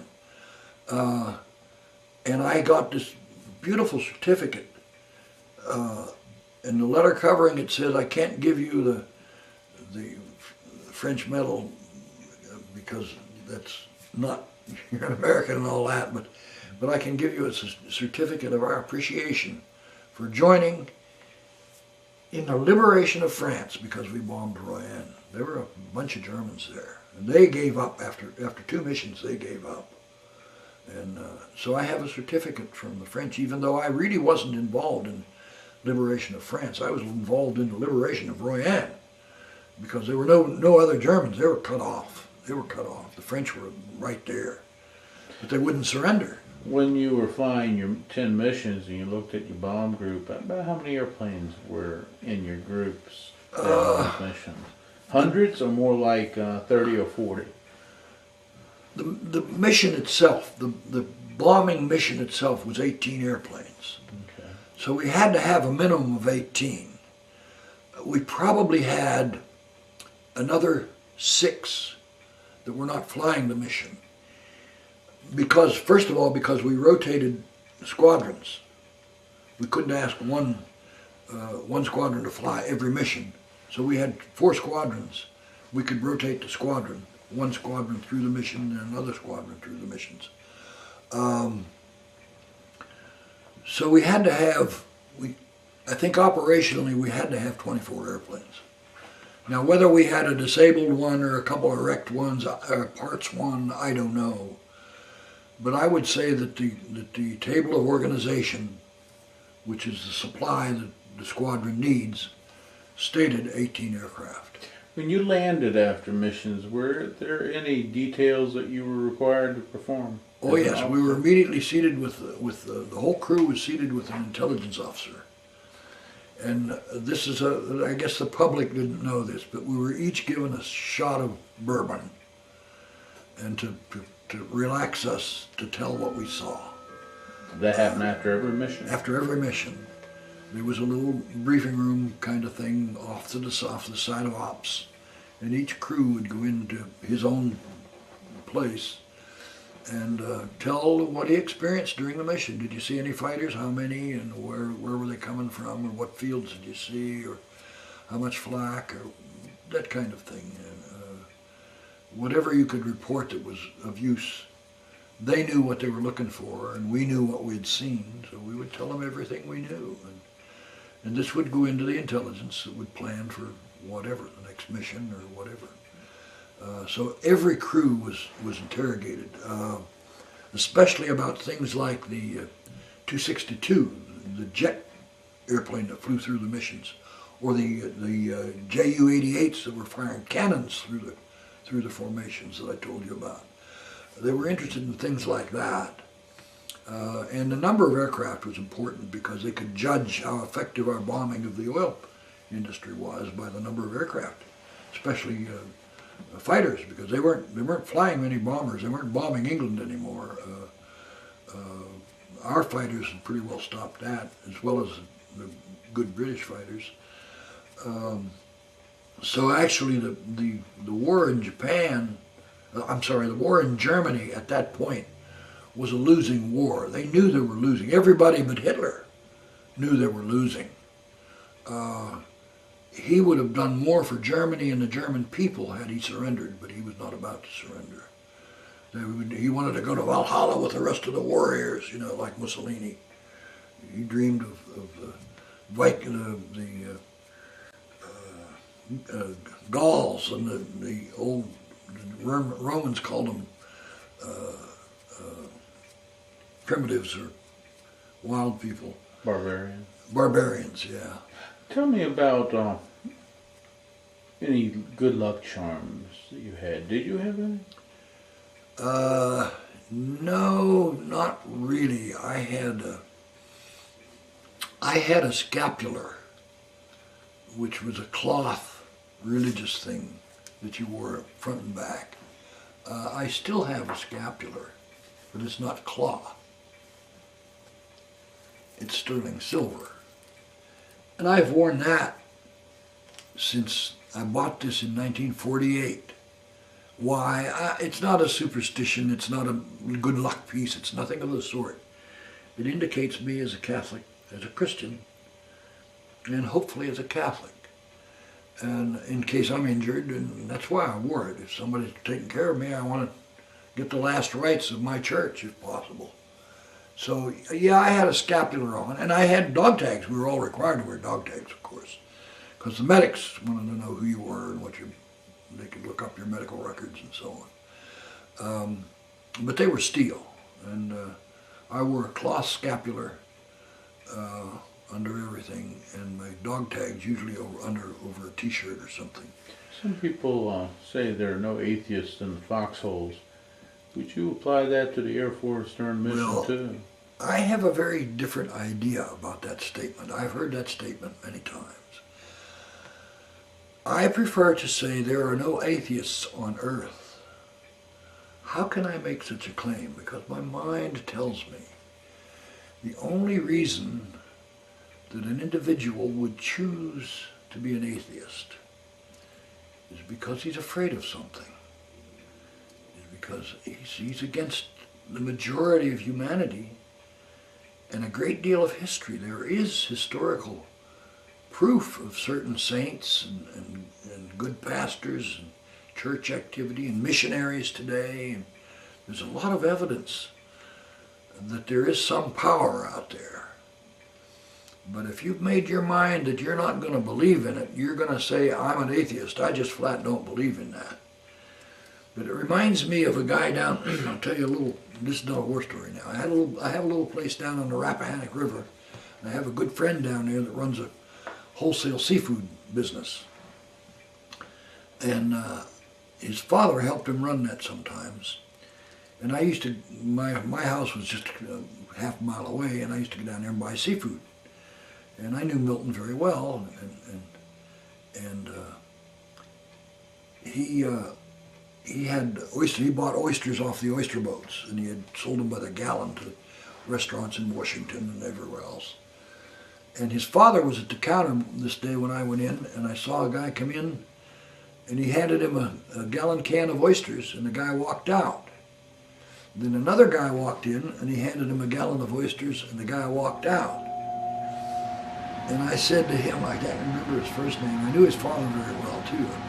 I said, I want some oysters, but I want one of those free gallons. And he started laughing. He says, no, they're free gallons for a reason. I said, what's the reason? Why? How do you get them? He said, there are two churches that are having an oyster fry to raise money. And he says, I like to try to cover all bets. One was a Baptist, one was a Methodist. And he says, I like to cover all bets. I think, in a way, the atheist mind is aware of that and is, in effect, covering all bets. I think, in fact, my religion teaches me that if a person is a convinced atheist and he's being judged by the eternal power, whatever it is and whatever you call it, he will be forgiven. Why? Because that, even in church doctrine, my church says That is invincible ignorance. Invincible ignorance. His mind cannot accept what it sees, what it registers, what it reads, what it learns. And therefore he is invincibly ignorant of the truth. And that is not a sin. You can't. And that is also true of people of other faiths. I mean, why are they not all Catholics, all Christians? Well, we're all Christians. We all worship the same God. But we're not all one. Well, because the Pope, because we've had some very evil popes, you know that. They burnt people at the stake and very bad. The church has made some serious mistakes. I think they're making some now, but that's my opinion. But I don't believe that anybody can be an absolute atheist. If he's an atheist, I have to ask him, against what are you an atheist? I'm against my beliefs or the possibility that my beliefs are true. What are you against? If you are a convinced and declared atheist, and you have, if you believe the truth and don't accept it, that's sinful and you're going to be condemned.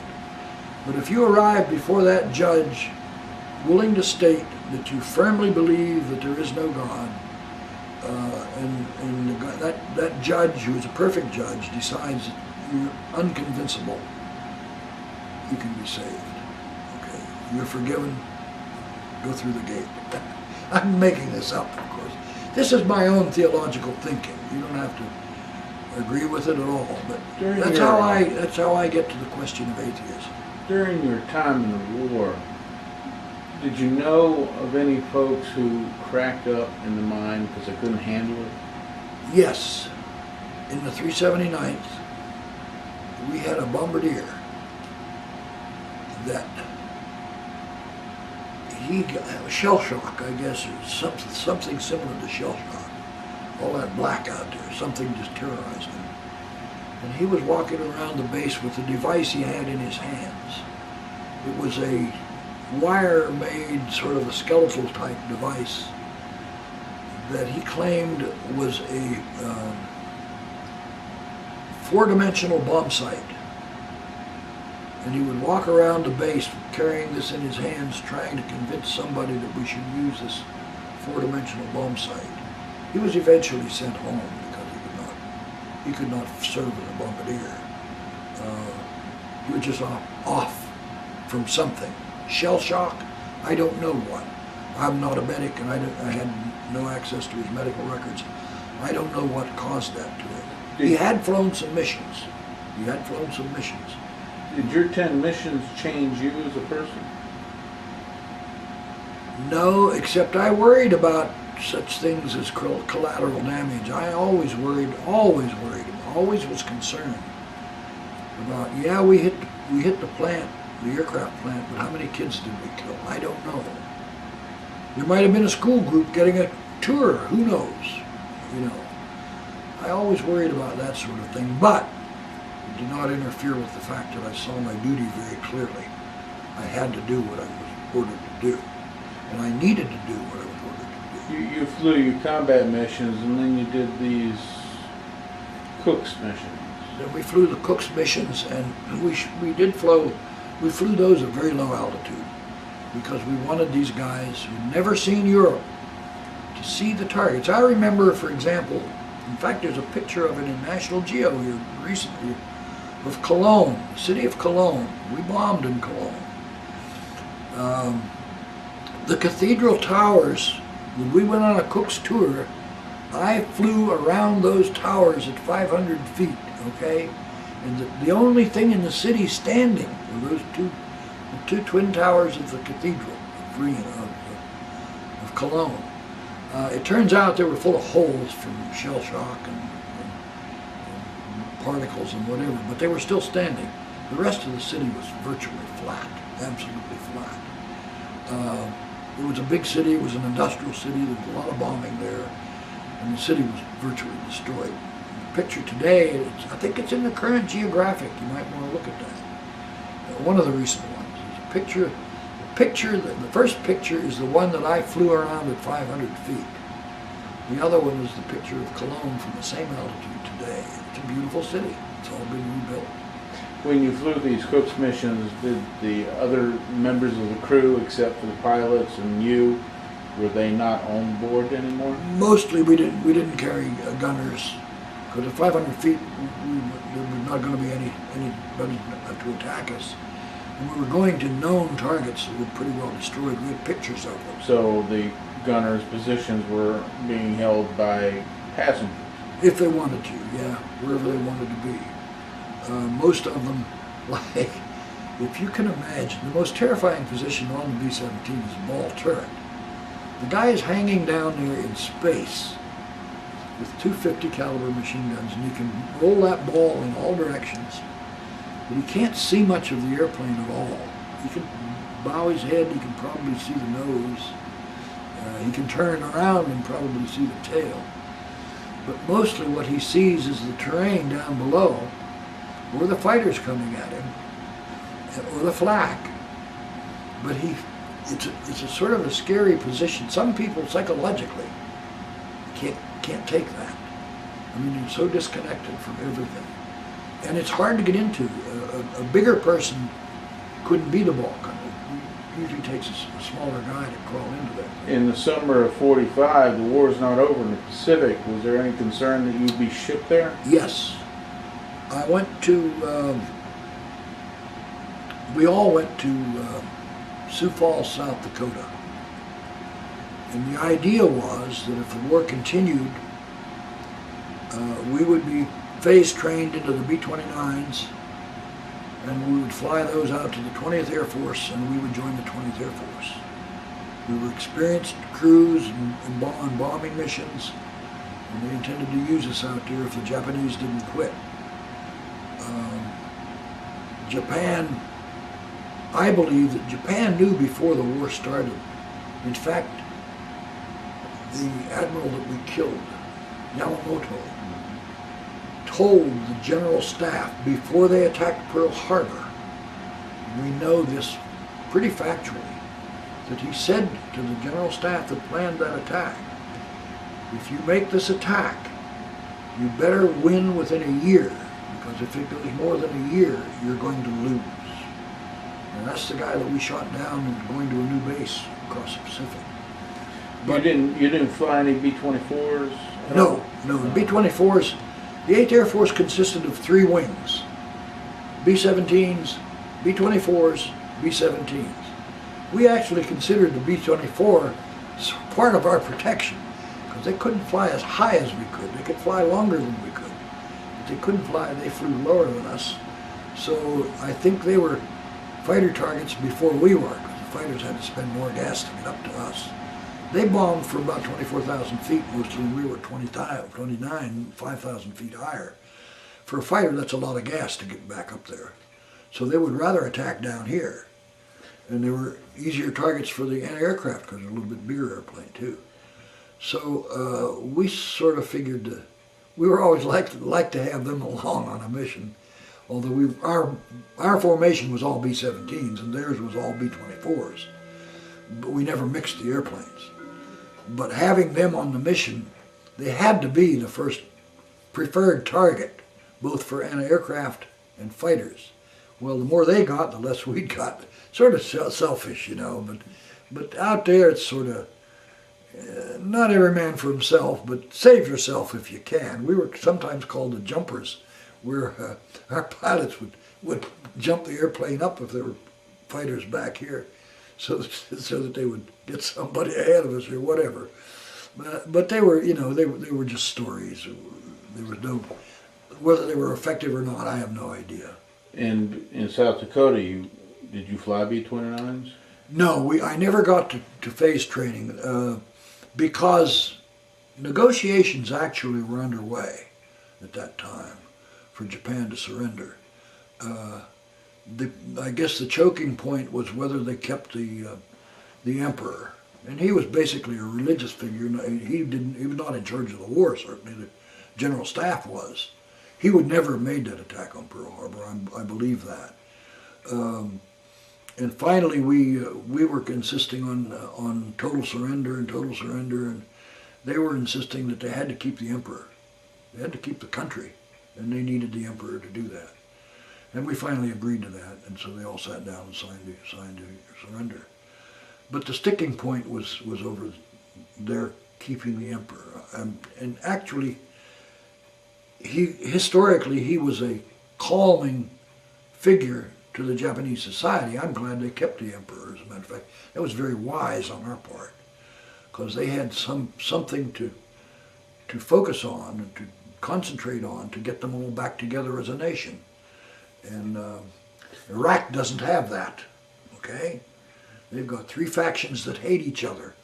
In intelligence, I knew that. I knew what Saddam had and what he didn't have. And I'm telling you, the intelligence was picked and chosen. If you're convinced that you ought to attack, you will pick this thing here. If you ask me as an intelligence officer, are you absolutely certain that he doesn't have nuclear weapons? No, I can't be certain of that unless I go visit his plants. How sure are you? 90% that he doesn't have them. Does he want them? Sure he wants them. Every Arab nation in the world would like to have them. But does he have them now? No, he does not. In fact, we know, I'll tell you an intelligence story you've never heard before. We knew that he was building an artillery gun because he didn't have bombers and he didn't have the A-bomb. Sure, he wanted it. He didn't have any chance of getting it, and we knew that, okay? Also, we had a divided country, and we knew that. The people that he was killing, and he'd been killing for 25 years, they hated him. They were not going to fight for him, and they're not fighting for him today. They're fighting against the other Iraqis. And they're targeting us just to scare us. They want us out, too. But at any rate, Saddam called his engineers in and said, if I can't have a nuke, I want a great big artillery weapon that I can fire as far as London. How can I do that? And they all told him, you can't do that. And he says, you can't tell me I can't do that. There must be some way that I can do that. Build a gun that will do that. And they said, well, the main thing you would have to do is stabilize the gun. Because if you have an explosion of that size that goes on in the explosion chamber of the cannon is going to vibrate all the while that projectile is leaving. So every vibration is going to put it on a different course.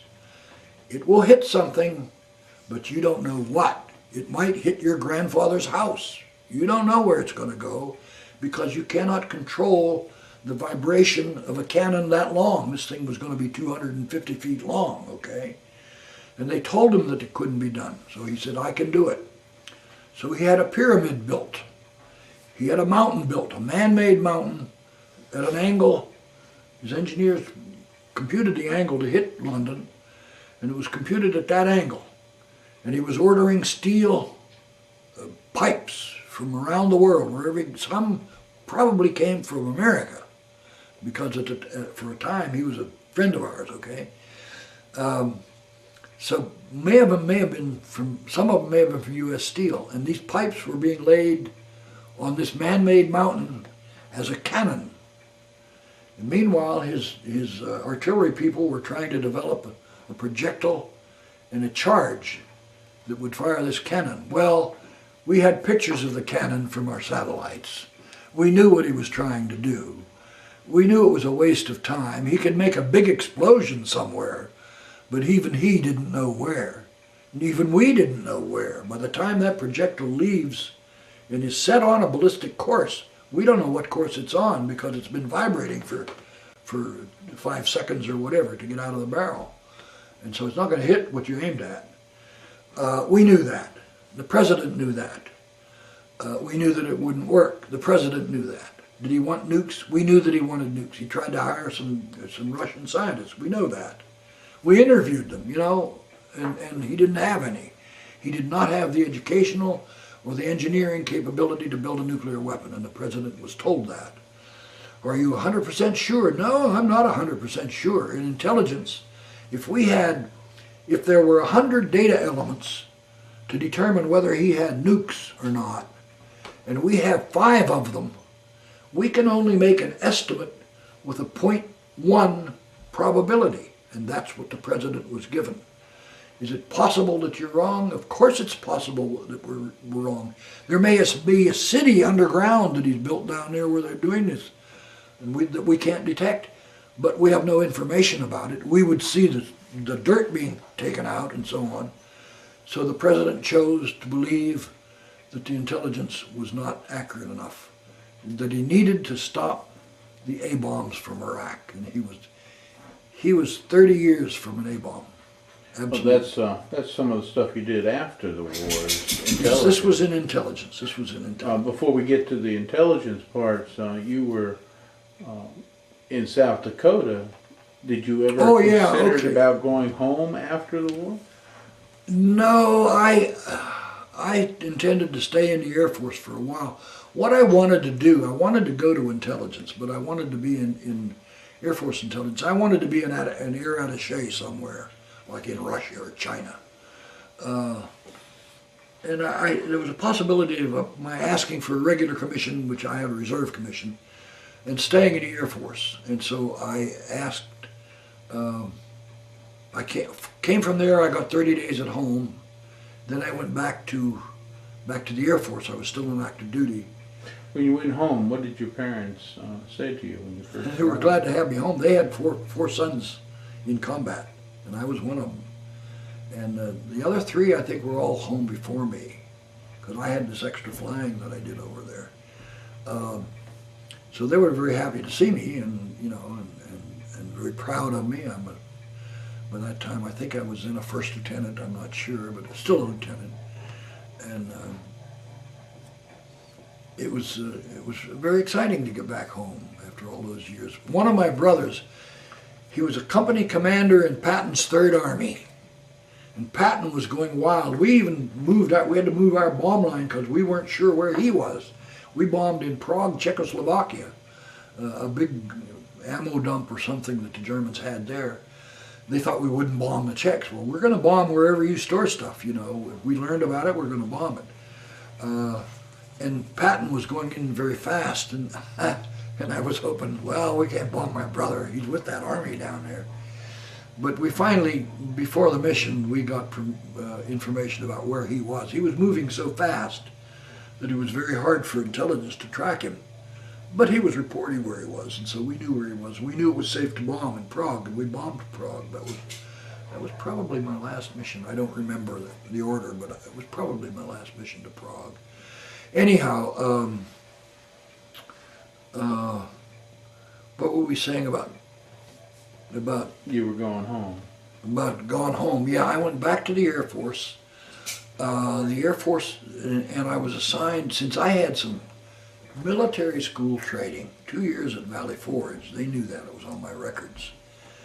So they said, why don't you go down to San Antonio and train recruits? You'll be good for that. Yes, because I've been through that. And I've trained recruits in civilian life too, from civilian life too. So I was assigned to San Antonio, the basic training center there in San Antonio. Lackland? As a training officer. Casey, he wants to go out, I'll put him out. Excuse me a minute. All right, change.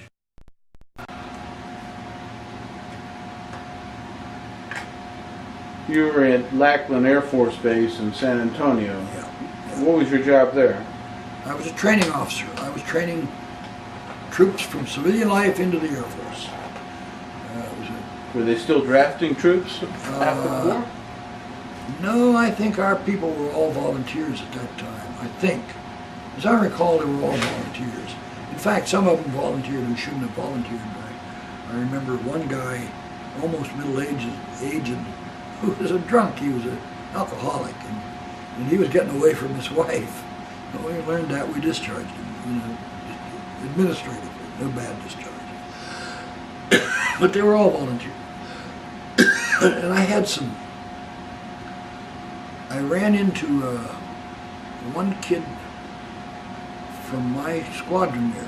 My squadron was BM-8, which was a training squadron.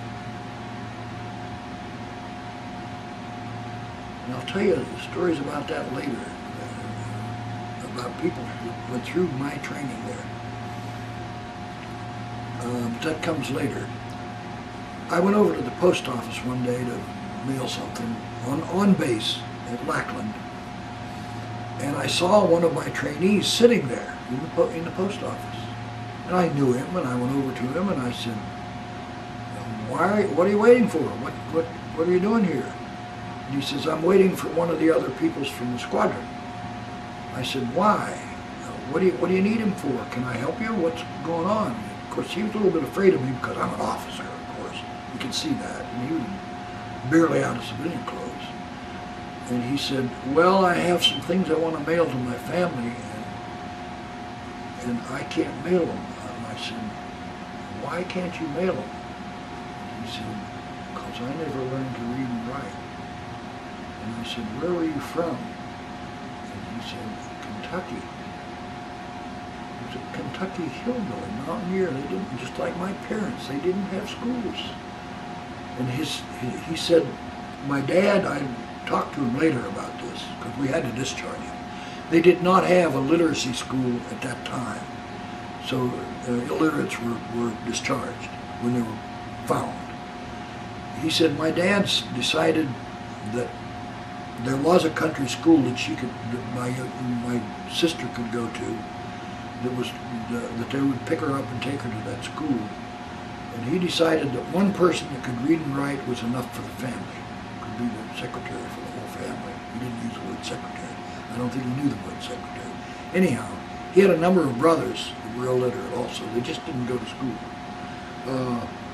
So I said, well, let me take care of it for you, and he wanted to sit here. So I mailed whatever he wanted to mail, wrote his address down, and mailed it to his dad. And then later on, I, of course, had to report that, and he was given he met the board, and he was not qualified to be a recruit, and so he was sent back home. I thought that was a mistake. I thought that this kid could have been an outstanding airman or even an officer if we had educated him. He really wanted to stay in the Air Force. We couldn't keep him because he couldn't write his name. He couldn't sign the payroll. So we discharged him. We sent him back home. I felt very, very bad about that. But that was the law. At that time, that was the law. What was your training consisting of at Lackland? Oh, close order drill, military discipline, courtesy and customs of the service, how to make a salute. And, so it was pretty much basic training? And basic training. It was basic military training. And you were in charge of that? I was in charge of a platoon of those. We had several platoons in the squadron.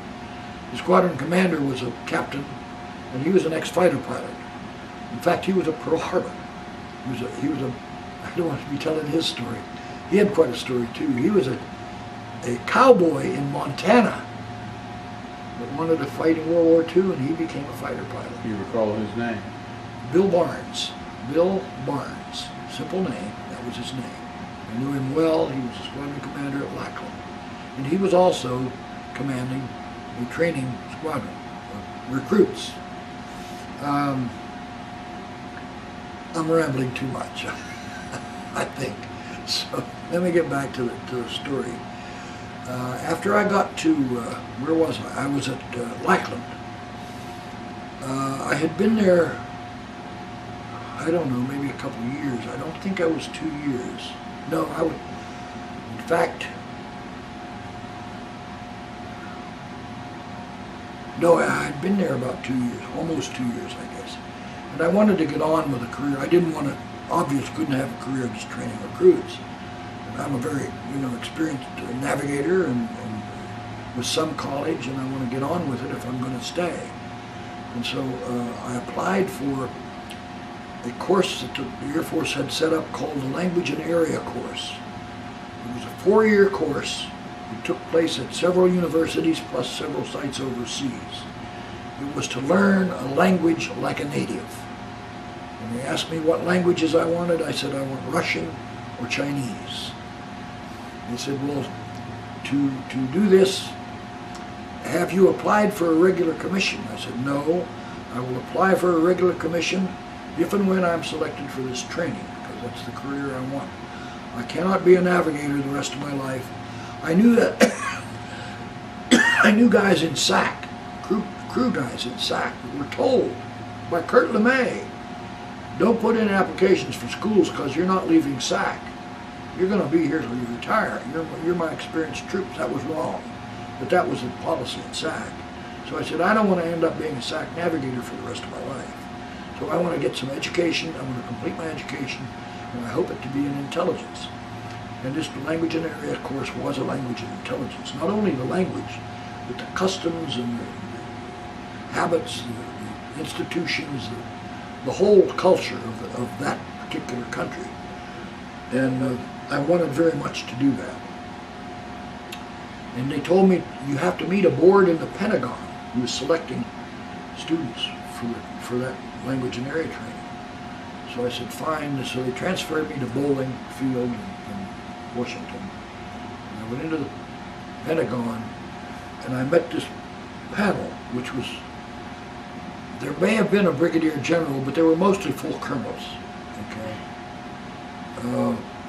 Whether there was a general president, I don't remember. I remember only a board of colonels. They must have been all colonels, full colonels, okay? And I was at that time still, I think, a first lieutenant. I hadn't made captain yet. And the first thing they asked me, have you applied for a regular commission? Because they're talking about an investment. If I'm going to leave, they don't want to educate me, okay? I said, no, I have not. Why have you not? I said, because this is my chosen career, and I want to stay in the Air Force, and I will ask for a regular commission if I'm selected for this training. Well, they apparently decided that I wasn't motivated enough. I was intelligent enough. I had much more experience than the average applicant, as a matter of fact. But I didn't get it. So when I got back to Bowling, I asked for relief from active duty. And the board asked me, if you don't get it, what are you going to do? I said, if I don't get it, I'm going to get out of the service reluctantly and go to Georgetown University School of Foreign Service and take the same courses, which I did, okay? The Air Force could have had me, but they didn't want me. So I got out. Now, I stayed in the reserves, and that's when I did all my flying with the Airlift Command, including Vietnam and Turkey and France and England and so on. And I stayed in long enough to retire from the Air Force. I had a double career. Meanwhile, when I graduated from the School of Foreign Service, any intelligence agency in Washington, their main source of recruits is from School of Foreign Service. So I was hired by the Navy, and I worked at Navy, and since I was a navigator, I also approved, I was still involved in Navy flying. I approved jet penetration procedures. You don't need to know all this. But I was writing approach procedures for jets and clearing the approach areas by studying the geography and so on. But that was a short while, and then I transferred to Air Force Intelligence, from the Navy to Air Force, because I wanted intelligence. I was doing some intelligence with the Navy. The Navy had, the Navy's targets in the Soviet Union were within like 50 miles of the coast. And they had a program of studying the airfields that the Sovs could have within 50 miles of the coast. And I was pretty much the guy they had doing those studies also. So I did the approach procedures for the Chief of Naval Operations. For the Chief of Naval Operations, I was Op 25. CNO Op 25, that was me, and I was approving jet penetrations and approaches for jet aircraft. Anyhow. By studying navigation charts of the Soviet? Study navigation charts of clearances, of obstacles, and the runways, and as you approach, the cone has to get tighter, of course, of things that you might hit. And I had to do all those kinds of studies and then design the approach over the existing navigation systems, the beacons and so on that they use to do this, and approve it. And I did that for every naval air station in the world, including Japan, Formosa, wherever they were, wherever they had jets. By this time, everybody was getting jets, the F-80 and the Air Force and so on. But finally, I was in the Air Force Intelligence. After I graduated from Georgetown, from School of Foreign Service, I went to Navy first, Or no, I went to Navy, I guess, while I was still in school. I don't remember now. But then I went to the Air Force Intelligence Center, AFIC, Air Force Intelligence Center. And there I was doing primarily studies of, recce studies of targets that were on the PSYOP. The PSYOP is the highest clearance there is. It's our war plans, okay? I had it. And I was doing studies of, I had done studies for the Navy PSYOP targets. Now I'm doing them for Air Force PSYOP targets. What kind of reconnaissance did we have over the Soviet Union? First of all, we had all of the Soviet archives that they had flown when they were fighting both in Europe and in Asia, as a matter of fact. We saw places that we didn't even know existed on German photography. We captured all of that. Then during the early part of the Cold War, we had a program called, I'm talking some serious intelligence here now, called Genetrix. Genetrix was a series of hydrogen balloons, 9 stories high, with a camera hanging down here. It would be released in Eastern Europe, and that would, by the weather currents, fly across the Soviet Union, 6,000 miles. And they would start losing gas, or they could be vented to lose gas after they crossed Kamchatka. And we had aircraft carriers sitting out there waiting, watching for them. It had a beacon on it. They turned the beacon on. And what was your job with this? My job initially was trying to put some of the photography together. We had like gymnasium floors, and the balloon is not static. If there's any air movement at all, it's going to swing in all directions. So it may be, if it's becalmed for 24 hours, it's going to take the same area for 24 hours. We had to sort that out and find out when it was moving and where it moved to, and by looking at maps and trying to match features and so on. And to do this, the guys would put on, I was sort of an engineer of it, but I worked at it a little bit too. Mainly it was other guys, PIs, photo interpreters, that did this work.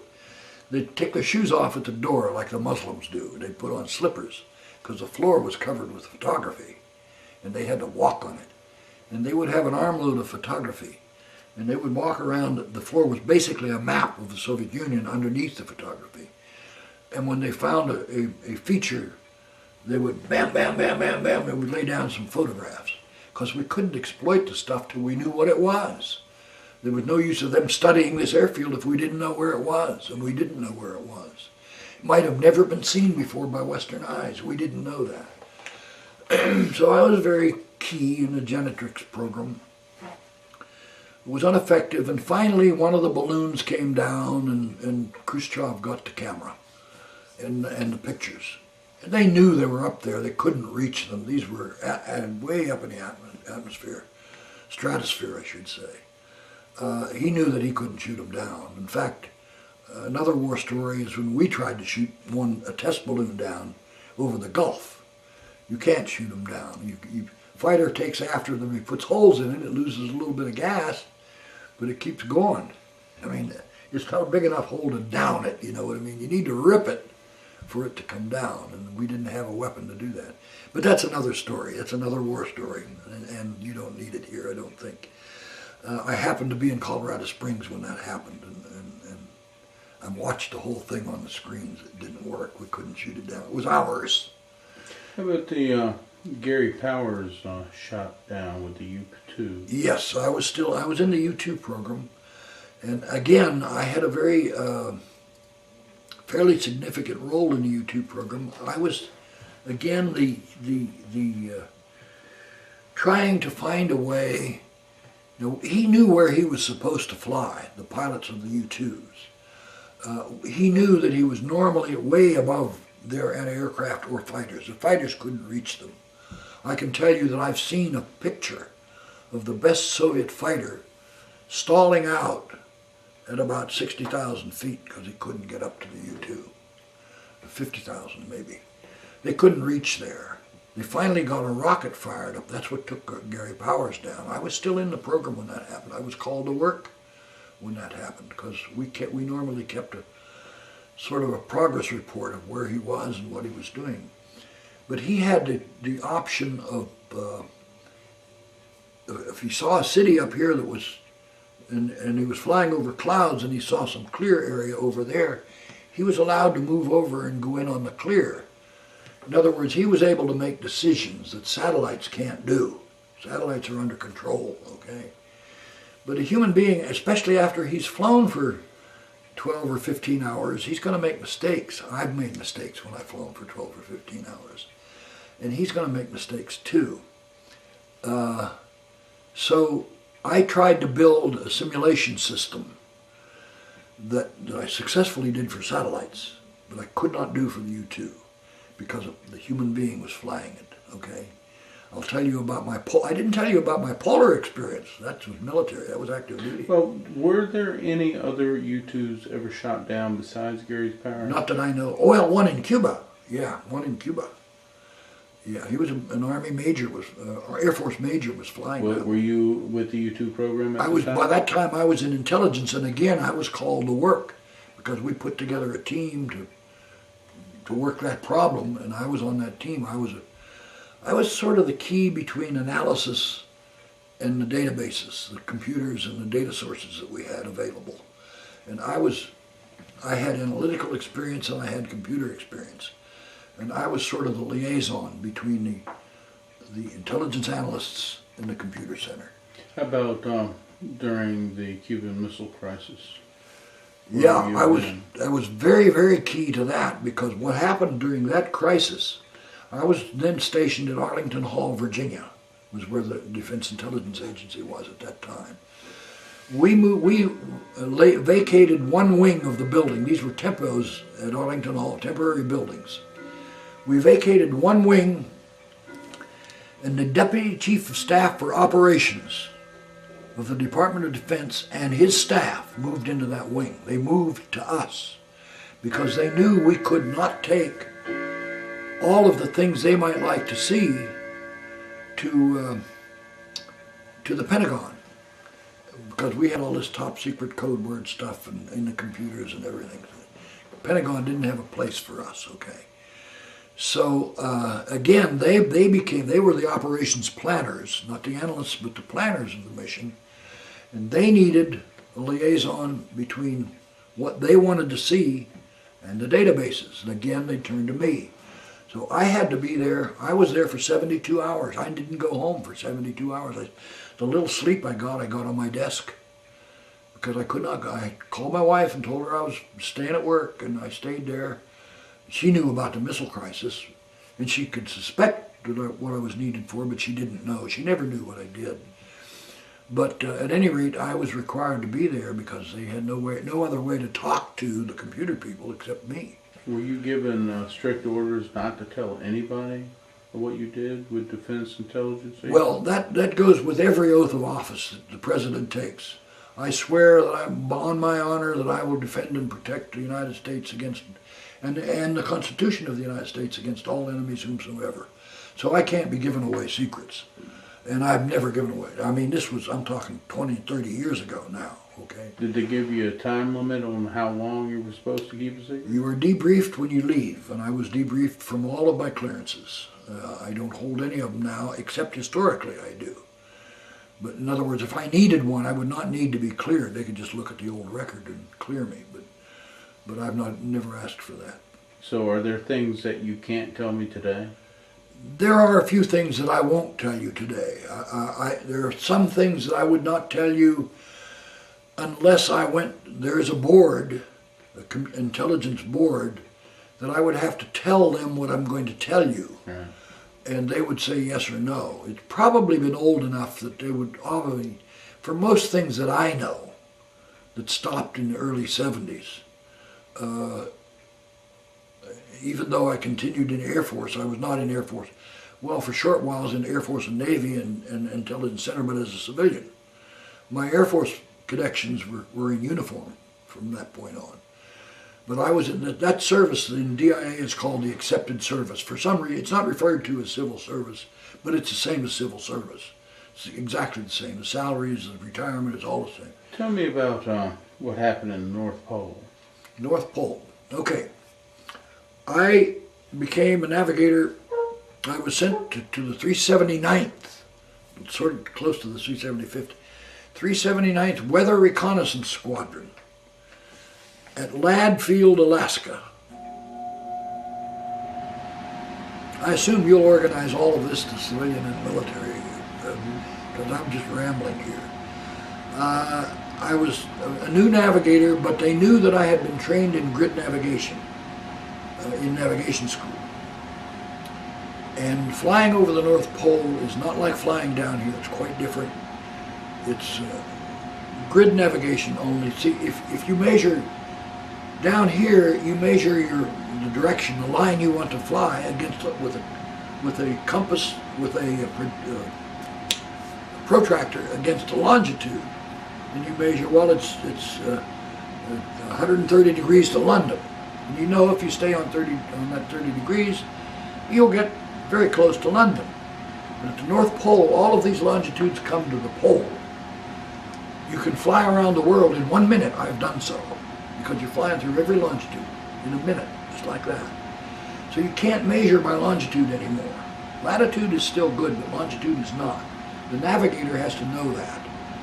So in fact, the fact of the matter is the navigator and the autopilot are, once you get on the grid, the pilots are instructed hands off. The only thing flying, just like the bomb sight in World War II, but this is a much better system, the autopilot is flying grid headings that the navigator feeds into the system. I guess that's the way it works. And this is the only way to direct the airplane to the North Pole. If you try to do it by latitude, you're going to get lost. I'll tell you about an incident in my squadron that happened to me right before I went up there. We had an airplane go down in Greenland. It was 1,400 miles off course because I made a mistake in navigation. Well, what were you doing up there? Were you directing? I was a navigator. No, there I was a navigator, and I flew a couple of missions with an experienced navigator. Sometimes we carried 3 navigators on those flights. They were long flights. They were very tiring flights, and the navigator was key to the whole thing. I mean, there was very little hand flying. In fact, if the autopilot went out, the pilots were expected to get a navigation course for home and head for home. Cancel the mission. You cannot hand fly the plane on the grid because the compasses are no good. They're not reliable. They spin. They do all kinds of crazy things. The compasses, the magnetic poles are between the geographic pole and the magnetic pole, so they'll be pointing north when you're going south. There is no direction from the North Pole except a grid direction. You can't just say fly south, you'll hit land. Everywhere you turn is south from the North Pole. So you have to know grid to get out of it. What were you doing up there looking for? Were you looking for something? Yes. We were a legitimate air weather service. There are no weather stations out on the ice cap. We had a graduate qualified meteorologist flying with us. He flew in the nose where the bombardier usually sat. He had a number of instruments that a weather station normally has, and airplanes don't have. I don't know, I'm not that, I happen to know a lot of meteorology, but not as much as he does. He would make every hour, there is a Geneva Convention about weather reporting that gives the standards that are to be reported from any weather station every time you make a report on a Greenwich hour, okay? And he was making those reports in the clear. The Russians knew that we were making these reports in the clear. They knew that we were flying anywhere from 500 to 29,000 feet or 30,000 feet. They knew that. We weren't over Russian territory. They tried to tell us. At one time they claimed that Russian territory included the ice cap from the longitude of Latvia, which was the easternmost part of the Union, to the easternmost westernmost point of Latvia to the easternmost point of Kamchatka, in a pie shape to the pole. They said, if you go in that area, that's Russian area. We said, no international law that's ever been conceived would grant you possession of an ocean. So we're free to fly there. Besides, you're getting the reports for free, because they were getting our weather reports. They knew that. But what they didn't know, This was highly classified. No longer is. It's been published much. These B-29s had a special box below the tail. We called it the bug box. What it was a sort of scientific camera. It was not really a camera, but it was a device that we could put a very, very highly sensitized photographic plates that were put in there to be exposed to the ambient air outside the airplane. Okay, why? We were tracking nuclear debris around the world. We knew that it goes around the world. We finally urged people, and all of the nations except a few agreed with us, no more atmospheric testing, because all of this atmosphere, we didn't care whose testing it was. We were not spying on the Russians. We were not spying on anybody. We picked up our debris as well as anybody else's. Could you tell the difference between the debris? Our scientists could. Yeah. They could tell what the bomb was made of by the different particles. Each particle of that explosion took pictures of itself on these plates. So sometimes they would ask us to fly an air sounding at the pole. An air sounding, if we're at 29,000 feet, they'll say, expose a plate, descend to 500 feet, expose another plate, descend 500 feet, expose another plate, and tell us where they were taken. And then level off at 20,000 feet and fly home. How would you expose these plates? Automatically? One member of the crew was trained on that bug box. I never fooled with it. I never even looked at it, really. It was just this black box. He was trained that we would, but this is what made these missions tough. We had to depressurize the airplane. Normally the B-29 is a very comfortable airplane. You fly in shirt sleeves, okay? But if we had to depressurize at the North Pole, it's cold. You have to put on a mask, which is cold and wet from the last time you put it on. And you have to put on a flight suit to stay warm. And he very quickly crawls through the tunnel, gets into the aft section, which has been pre-pressurized. He puts the plate that's there in his container, puts a new plate in it. He runs back up the tunnel, we slam the door, pump the airplane up to 8,000 feet or so, okay? But you do that every 15 minutes, and it's tedious. The Keybird and the pilots are instructed. The only hand flying on the grid or over the ice pack is by the autopilot. The autopilot cannot fly air soundings. These guys in an airplane called the Keybird had flown an air sounding. I can talk about this because it was shown on public television, okay? A very interesting program. They violated the rule about no hand flying, and they were not making these circles through the autopilot, but they were clicking off the autopilot and hurrying down 500 feet to get it over with, to get back up to altitude and fly home. See? In the process, we had 3 gyros on the B-29. I think 2 were vacuum and 1 was electrical, and they were all safety backing each other. The navigator would, on the way up, before we got on the grid, he would pick the one which gave the steadiest reading, the least precession, okay? And we would fly by that one. He would choose to fly by that one. Every 10 minutes, he would check a star or the sun to make sure that we were on that same grid course, okay? Later on, he'd do it every 30 minutes, but initially he had to do it every 10 minutes. These guys, when they came out of the sounding, they had tumbled all 3 gyros. When you tip the airplane over like that, the gyros are going to tumble. Now, all of them are self-erecting. In about half an hour, they'll all be erect again. But they had to fly home. Meanwhile, they had no geographic reference at all. They couldn't use the gyros. They knew they were tilted. The navigator told them they were tilted. He could not rate them. They could not use the magnetic compasses. They're just flying around. They're just spinning like mad. They're crazy. So how do we get home? Air crews are trained. When you're stuck like that, you use the latest available information. That's all you can do. You can't correct it. You can't add to it. You can't subtract it to it. Use what you have. The course home they had, they flew. That was in their flight plan on the grid. So they tried to fly that. They couldn't check the grid.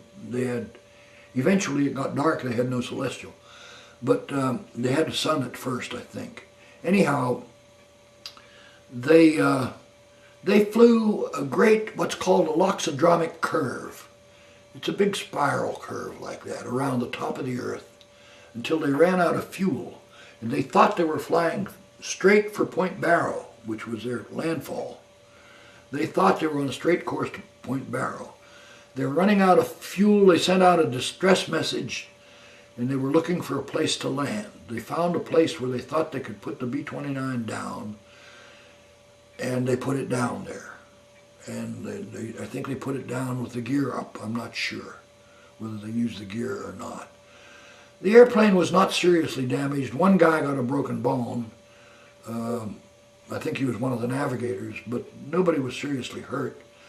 They had some survival gear, which we always carried over the ice cap in case we went down to keep you alive. Clothes and food and dried stuff and so on. So they're down there. They didn't know where they were. They thought they were 300 miles north of Point Barrow. 10th Rescue immediately went out there. There was nobody there. To make a long story short, a ham radio operator in New Jersey picked up a distress message from them, called the Air Force and said, these guys don't know where they are. By that time, the sunlight had passed them. It was dark. The navigator could now observe some stars and send those readings, and we could solve those, find out and cross them and find out where he was. And I was not in the squadron at that time. I went up there right after this happened. And I was trained against that kind of an incident. Okay, so the navigator had spilled chocolate. He had no double sextant. From then on, they all carried 2 sextants in case one went bad. He only had one, and he had spilled his chocolate on it, and he cleaned it up as best he could, and he could observe a couple stars. We crossed those, or the guys up there crossed those, in the ops room where they had a map of the top of the world in Siberia. They thought they were in Siberia. And we told them they were in northern Greenland. They couldn't believe it. 1,400 miles from their last position report off of Point Barrow. 1,400 miles off course. That's what can happen in polar flying. Anyhow, I was trained in that. I am a pole vaulter. We issued certificates to guys who've been to the pole. I have number 172. Number 1 was given to Admiral Byrd, who was the first man to fly over the pole. 172, well, we carried about 10 people on these airplanes, so we had everybody in the squadron, except the ground personnel, had been to the pole. So we had 172 members at that time. I don't know what's going on now. I'm not cleared for it. I would assume there was only about 172 people that ever got there? That flew to the North Pole, yes, at that time, yeah. Nobody's doing it today, as far as I know. There was one pilot flying a Stearman, a World War II trainer. He happened to be a black pilot. He's a good pilot. In fact, I met him at the air show down here. He's a really good guy. He claims that he flew that Stearman to the airport, to the pole. But having been there as a navigator, I know he didn't. He may think he did. He may have had enough gasoline to do that. I don't know how he did that either in a Stearman. But Stearman is an open cockpit, no equipment at all. I don't believe that he meant it. But I have a signed photograph of him and his airplane that says he went to the North Pole. Well, he didn't, and I'm sure of that. Anyhow, that's what I did in Alaska. And because meanwhile, in 1946, I'd gotten married. My wife was still down in Pennsylvania. There was no quarters in Alaska. I knew that I would never be able to bring her up there. So I decided to get out and do what I told the commission and the Pentagon I was going to do, get out of the Air Force and go to Georgetown. So I asked for demobilization. I came to Minnesota. We had a demobilization center there. Incidentally, the head of that center was an Air Force colonel named Chenault. Yes, he was a son of Claire Chenault, the Chinese that served in the Flying Tigers. Flying Tigers.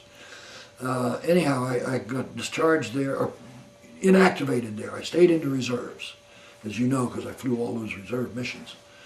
And I went back home and to my wife and family. I applied to Georgetown.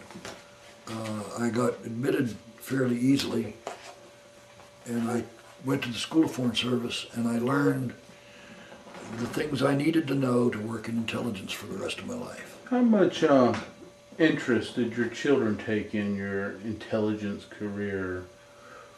Were they always trying to ask you things and you had to say, sorry, I can't tell? No, but I remember my son when he was about, I don't know, maybe he was about 10 years old. And I had a what do you call it, a black fur hat, and it had been snowing, it was very cold outside. And this was made of, like, say, it wasn't sable, but they're sometimes made of expensive skin. This was probably plastic, or I mean, Polyester. imitation, polyether. And I put that on, I'm dressed to go to work, and he's up to go to school. He said, Dad, you're not going to wear that hat. And I said, why am I not going to wear that hat? He said, it's a Russian hat. He had seen it on TV or whatever as a Russian hat. And I said, well, that's all right, I'm allowed to wear it. Where you work, you can wear a Russian hat? Sure I can. But actually, my kids never really knew a great deal about what I did. My clearances were all above top secret. I never discussed any of them with my kids. If I went somewhere, I'd tell them where I was going. If I went to Vietnam, they knew I went to Vietnam. Went to France, they knew I went to France. I know you were in Vietnam at one time. What were you doing there at that time? That is a very good story. This was in about 72, or right before the end of the war, I guess it was. We had a small detachment up on the border river between Vietnam and Laos, I guess it was, that were watching the Ho Chi Minh Trail. The North Vietnamese army was being supplied by, where they could run trucks by trucks on that trail, but most of it they had to run people. Even by this time of the war? Well, but because if they cleared it for trucks, we knew we could see the road. They didn't want us to see what was going on. In their part of it, and probably even in most of the Laos part of it, they could put roads in. But down where we could see them right across that border, they wouldn't dare make a road in there. We'd have fighters out there blowing them up because we could see the trucks. So what they were doing is they were backpacking ammunition, particularly medical supplies. And we had a program called Ground Truth. When we captured an area in Vietnam, first thing we looked at was the medical supplies. How many of them came from America? There were at least 10 pharmaceutical companies that were supplying. They claimed they didn't know it. I claim that they knew it. They were supplying medical supplies to North Vietnam. Well, we sold them to the French. We don't care where they sold them. Well, they knew that was going on, of course. Or we sold them to the Italians or the English or whatever, and they sold them to Vietnam. Yeah, it was going on because it was considered humanitarian. We're just helping wounded soldiers and so on. No ammunition. But at any rate, the president at that time, I guess it was Lyndon Johnson. I don't remember who was president. Nixon about that. This is a good story. At a news conference, a news story from many, many aspects, from computer support, from analysis, from power politics, from the whole, you'll see in a minute. A newsman stood up in this open room for a presidential news session, and he said, Mr. President, I have learned that there is, in the Pentagon, a stack of IRs, which stands for Intelligence Report, which the analysts haven't bothered to read. And the president, whoever, I think it was Johnson, was flabbergasted. He said, I'm not aware of that, but I will look into that immediately, okay? And you can bet within minutes of that press meeting, he was on the phone to the Secretary of Defense and to the Director of the Defense Intelligence Agency where I worked. And he said, is this true? I knew that it would. Then finally it came down to me. And I knew that it was true. I had seen the stack. It had a tarpaulin over them. Why hadn't they read them? They weren't useful. Why weren't they useful? For people that are out in the bushes like that doing surveillance or an undercover kind of a job, we prepare what's called a collection guidance manual. Don't look for everything. Look for this, this, this, this, this. That's all we care about. We don't care about the price of eggs or, you know, or anything like that. But anything that is militarily important or economically important to the enemy, well, that's what we're concerned about. In this case, we're mainly concerned with people trotting down the trail, or even the trucks trotting, if we can tell what they're carrying. Because we had people watching the whole trail. Mostly civilians, as a matter of fact. But there was a little detachment of military out there that was sort of protecting or overseeing the whole operation. And I reported to this colonel. I reported in sports clothes, because this was my second passport. That was my civilian passport. And the dates are in there that I was there. In fact, that's better proof of service in Vietnam than any military man has, because military men go there on mimeographed orders that you can run off of any machine. But this is an officially given by the United States government to do a United States government job. And they're not given to private individuals. I got that because I was an intelligence ops specialist. And what I had to do, I went through the collection guidance manual and I saw where it was wrong. The last people that were able to edit the thing were the machine room people, the computer people. They thought they were doing good. They told the interrogators, these guys, agents along the trail would come in to this little detachment, maybe once a month or whatever, to be debriefed for what they had recorded for that period, what they'd seen for that period. And they might be there for 4 days or a week or even 2 weeks, depending on what they had to say. And then they would go back out on the trail. Well, the computer people were concerned that by the time they got all of these details, into the details about medical supplies and armaments and ammunition and whatever else that they were carrying, that they witnessed, that talked about, by the time they got that in the database, from the 4-day interrogation, they couldn't do it. It was just impossible, it would take too long and so on. So they asked the reporting office, which was this little detachment, to report no more than one subject on one IR. Well, what does that do? That creates a pile 12 feet deep with one subject each. If the analyst doesn't have the context in which this report was made, and he doesn't have it until he reassembles the whole document, he can't evaluate it. I saw somebody in black pajamas cross the road at this coordinate. That's a whole report. Doesn't mean anything. Did he have a rifle or was he carrying a pack? Doesn't mean anything. If you just saw somebody in black pajamas, they all wear black pajamas. I've been there, I know. Okay, and they're all black pajamas. Men, women, children wear black pajamas. So anyhow, the president wanted this corrected immediately. And so the Secretary of Defense comes down to the Secretary of DIA, the Secretary of DIA, who happened to be a personal friend of mine. I knew him when he was a captain.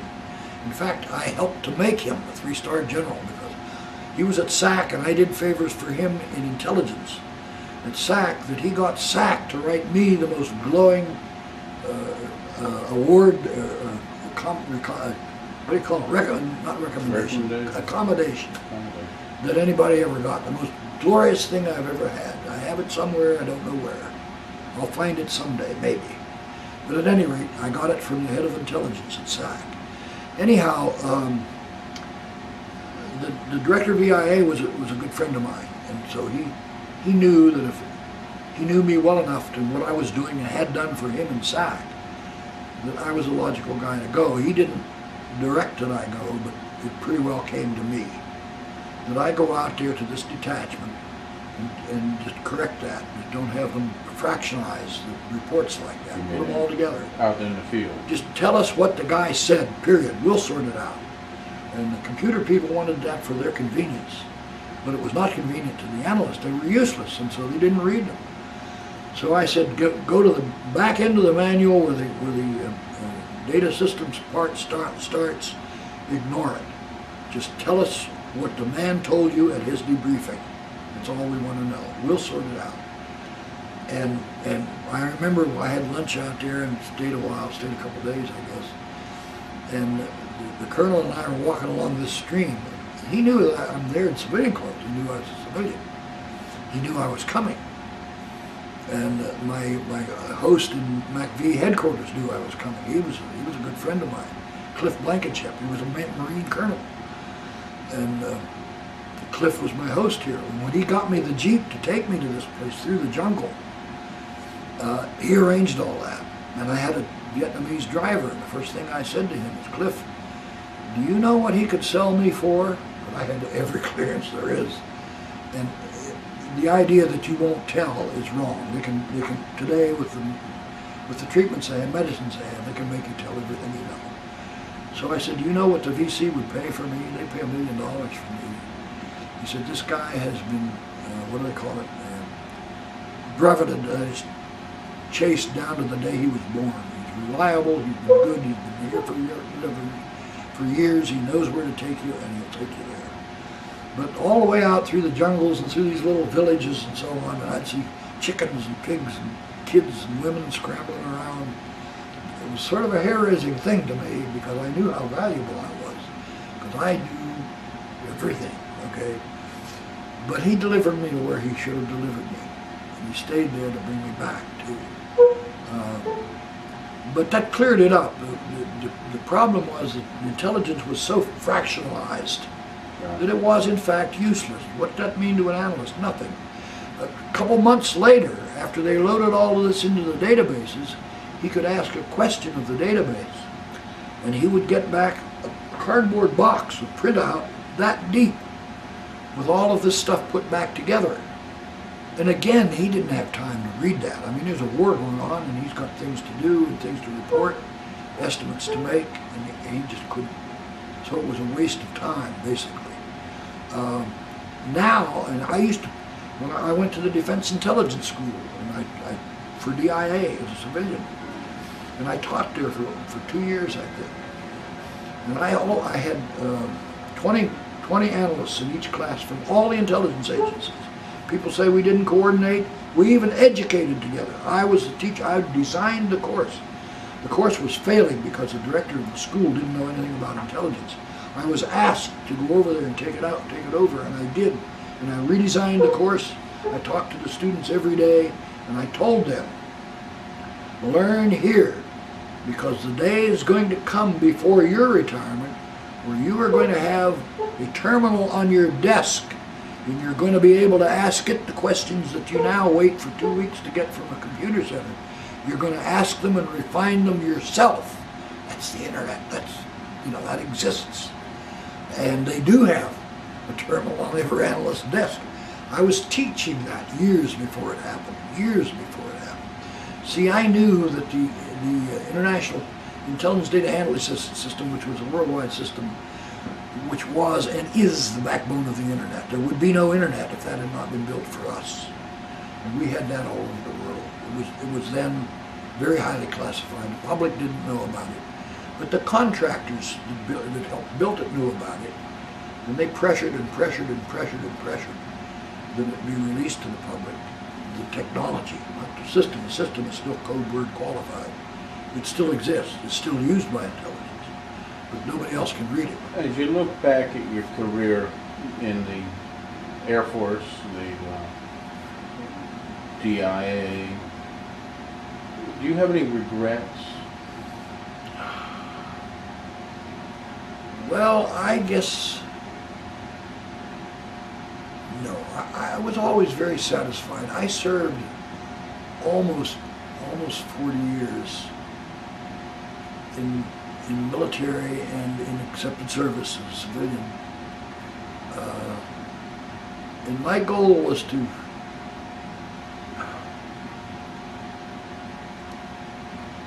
sort of make up for what my country has meant to my family. Because your family gave up you for so much of the time because you... Well, yeah, they knew that I was involved in the Cold War. They knew that I was in Cold War intelligence every day of my life.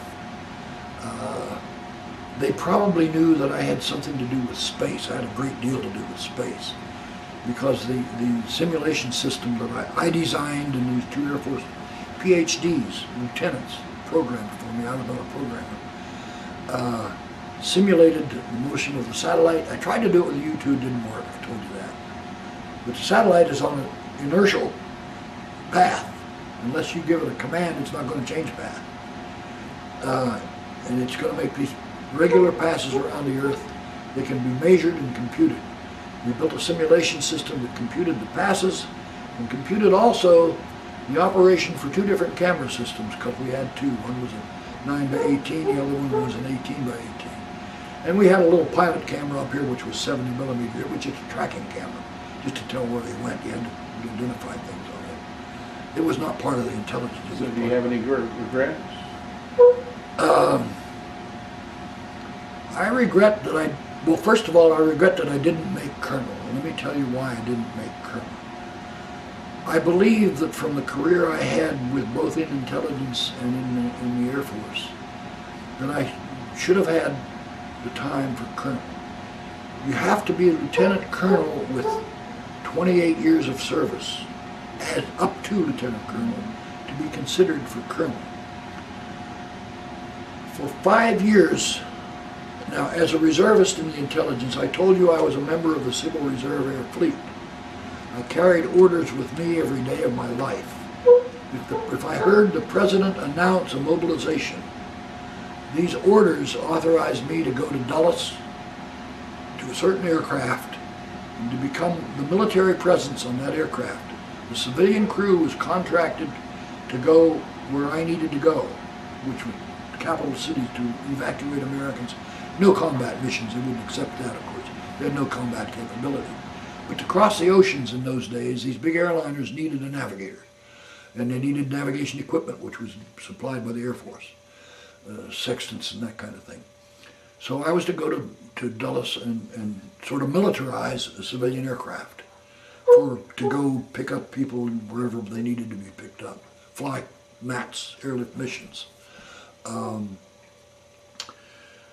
For 5 years, although that was my military assignment, craft, okay, for 5 years, to continue with this assignment, I had to get a statement from my employer to say that in the event of a mobilization, we can afford to release him to the Air Force. And they had to sign that, and I had to send it to the Air Force, and then I would have another couple of years or whatever it was. The Defense Intelligence Agency decided that I was a key employee. They could not do without me. What they didn't realize, I could have been mobilized and sent by orders to DIA. They'd still have me, you know. Because DIA was both military and civil. It was under the Joint Chiefs of Staff, mostly civilian, but a lot of military officers signed here and different missiles and so on and so on. Good intelligence people trained by the Air Force and the Army and the Navy. So they didn't realize that they had first order on me anyhow. But they would not release me for 5 years. And 5 years later, I got an offer from the airlift squadron at Andrews. A navigator friend called me and said, you know, if you ever want to join us, we're flying worldwide again. If you ever want to join us, you've got about a month to do it. Because if you're out for 5 full years out of a flying position, you have to be retrained for that position. And we could never get you into the squadron out here. So I went to my boss at that time, who was a general officer, and a good friend, not my best friend, but a good friend, General Maples from Texas. He was a brigadier, Army General Maples. And I said, General, I have served you for 5 years as a GS-15 and as an Air Force Lieutenant Colonel. But I have not been able to assume my duties as an Air Force Lieutenant Colonel because the agency will not release me from the accepted service. And I have a friend in CIA who wants me very much. If I cannot get a release this time, which is my last chance, I'm going to go to work for the CIA. They will give me a release, and I will get back to a flying job, which I much want to do, okay? He says, oh, hell, Paul, we changed that rule a couple years ago. You can get a release now. And I said, General Maples, why the hell wasn't I told this? Here I've been sitting there because I thought I couldn't get out. And the Air Force will not train me if I don't get out of the accepted service. So I immediately got a release and I went to that airlift squadron, and that's the squadron I flew to Vietnam and to France and to England and all over the place, Turkey, with that squadron. I would not have been able to do that because my agency declared me essential. I was this key guy in between the ops operations and the machine operations and the satellites and PIs. And I had a key role in all of that. And regrets, well, I guess first regret was that I didn't get that language and area training. I would be as good in Chinese or Russian as any Chinese or Russian. Did you learn enough to get by in those languages, though? I could learn enough to fool you that I wasn't a Russian. I could even learn Russian dialects. That if I was in Kamchatka, I could speak their kind of Russian, which might be a little bit influenced by the original people there, which were almost like Eskimos. But yeah, it was a very, very thorough 4 years. In fact, from the day you entered the door on that program, whatever language you chose, I chose either Chinese or Russian. When you entered the door, when you reported for duty, you never heard another word of English. For 4 years, you were allowed to visit your wife. You could speak to her, but in school, you never heard another word of English. Everything was in the language you were learning. And then you started learning dialects, and it was a very, very deep training. And these guys were intended to be primarily attachés, I think, and reporting intelligence kind of thing. But they had to be able to go to a cocktail party and talk to Russians. Well, I would have been able to do that. Now, it's not that I wanted that particular kind of duty. Actually, after I experienced what I experienced, I'm very satisfied with what I did. I was key to a lot of things. And a lot of people knew that I was. Of course, I've been gone for many years. Nobody back there would remember me now. The guy, I'll tell you what, I have one last thing to do for intelligence that I'm going to do.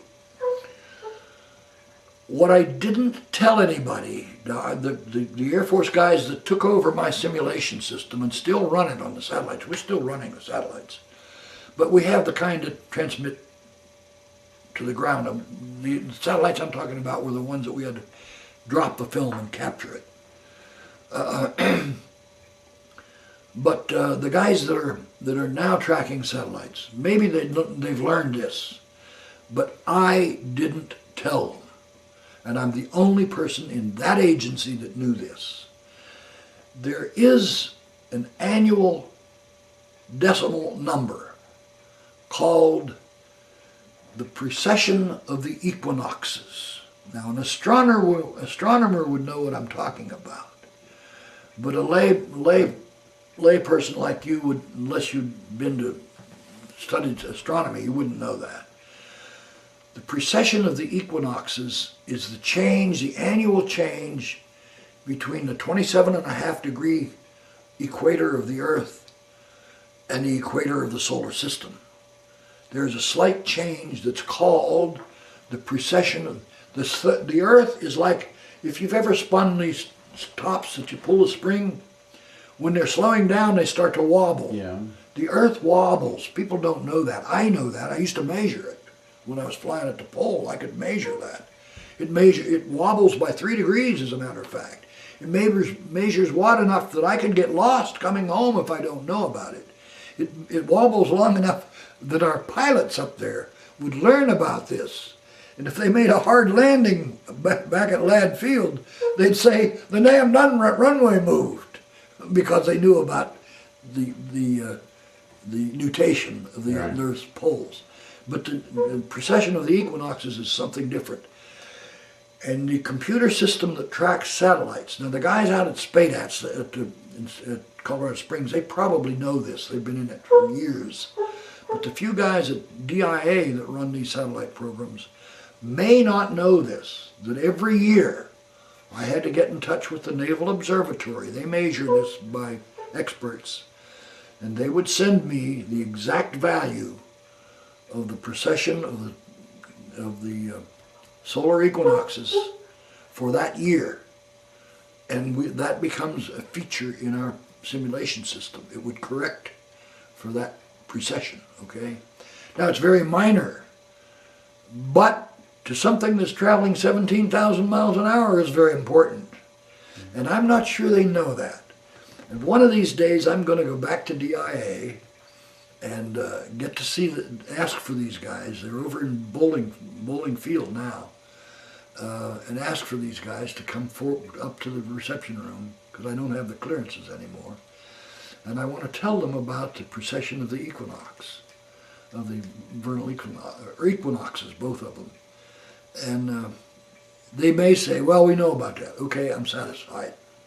But if you don't know about it, you're not as accurate as you could be. No, it does not spoil your mission. You can still run the simulation systems. They will still work. They will still print out the photography, the coordinates of the photography for every day of the mission if you need it. Of course, our satellites today don't need this. But they still may be running them on some satellites. I don't know.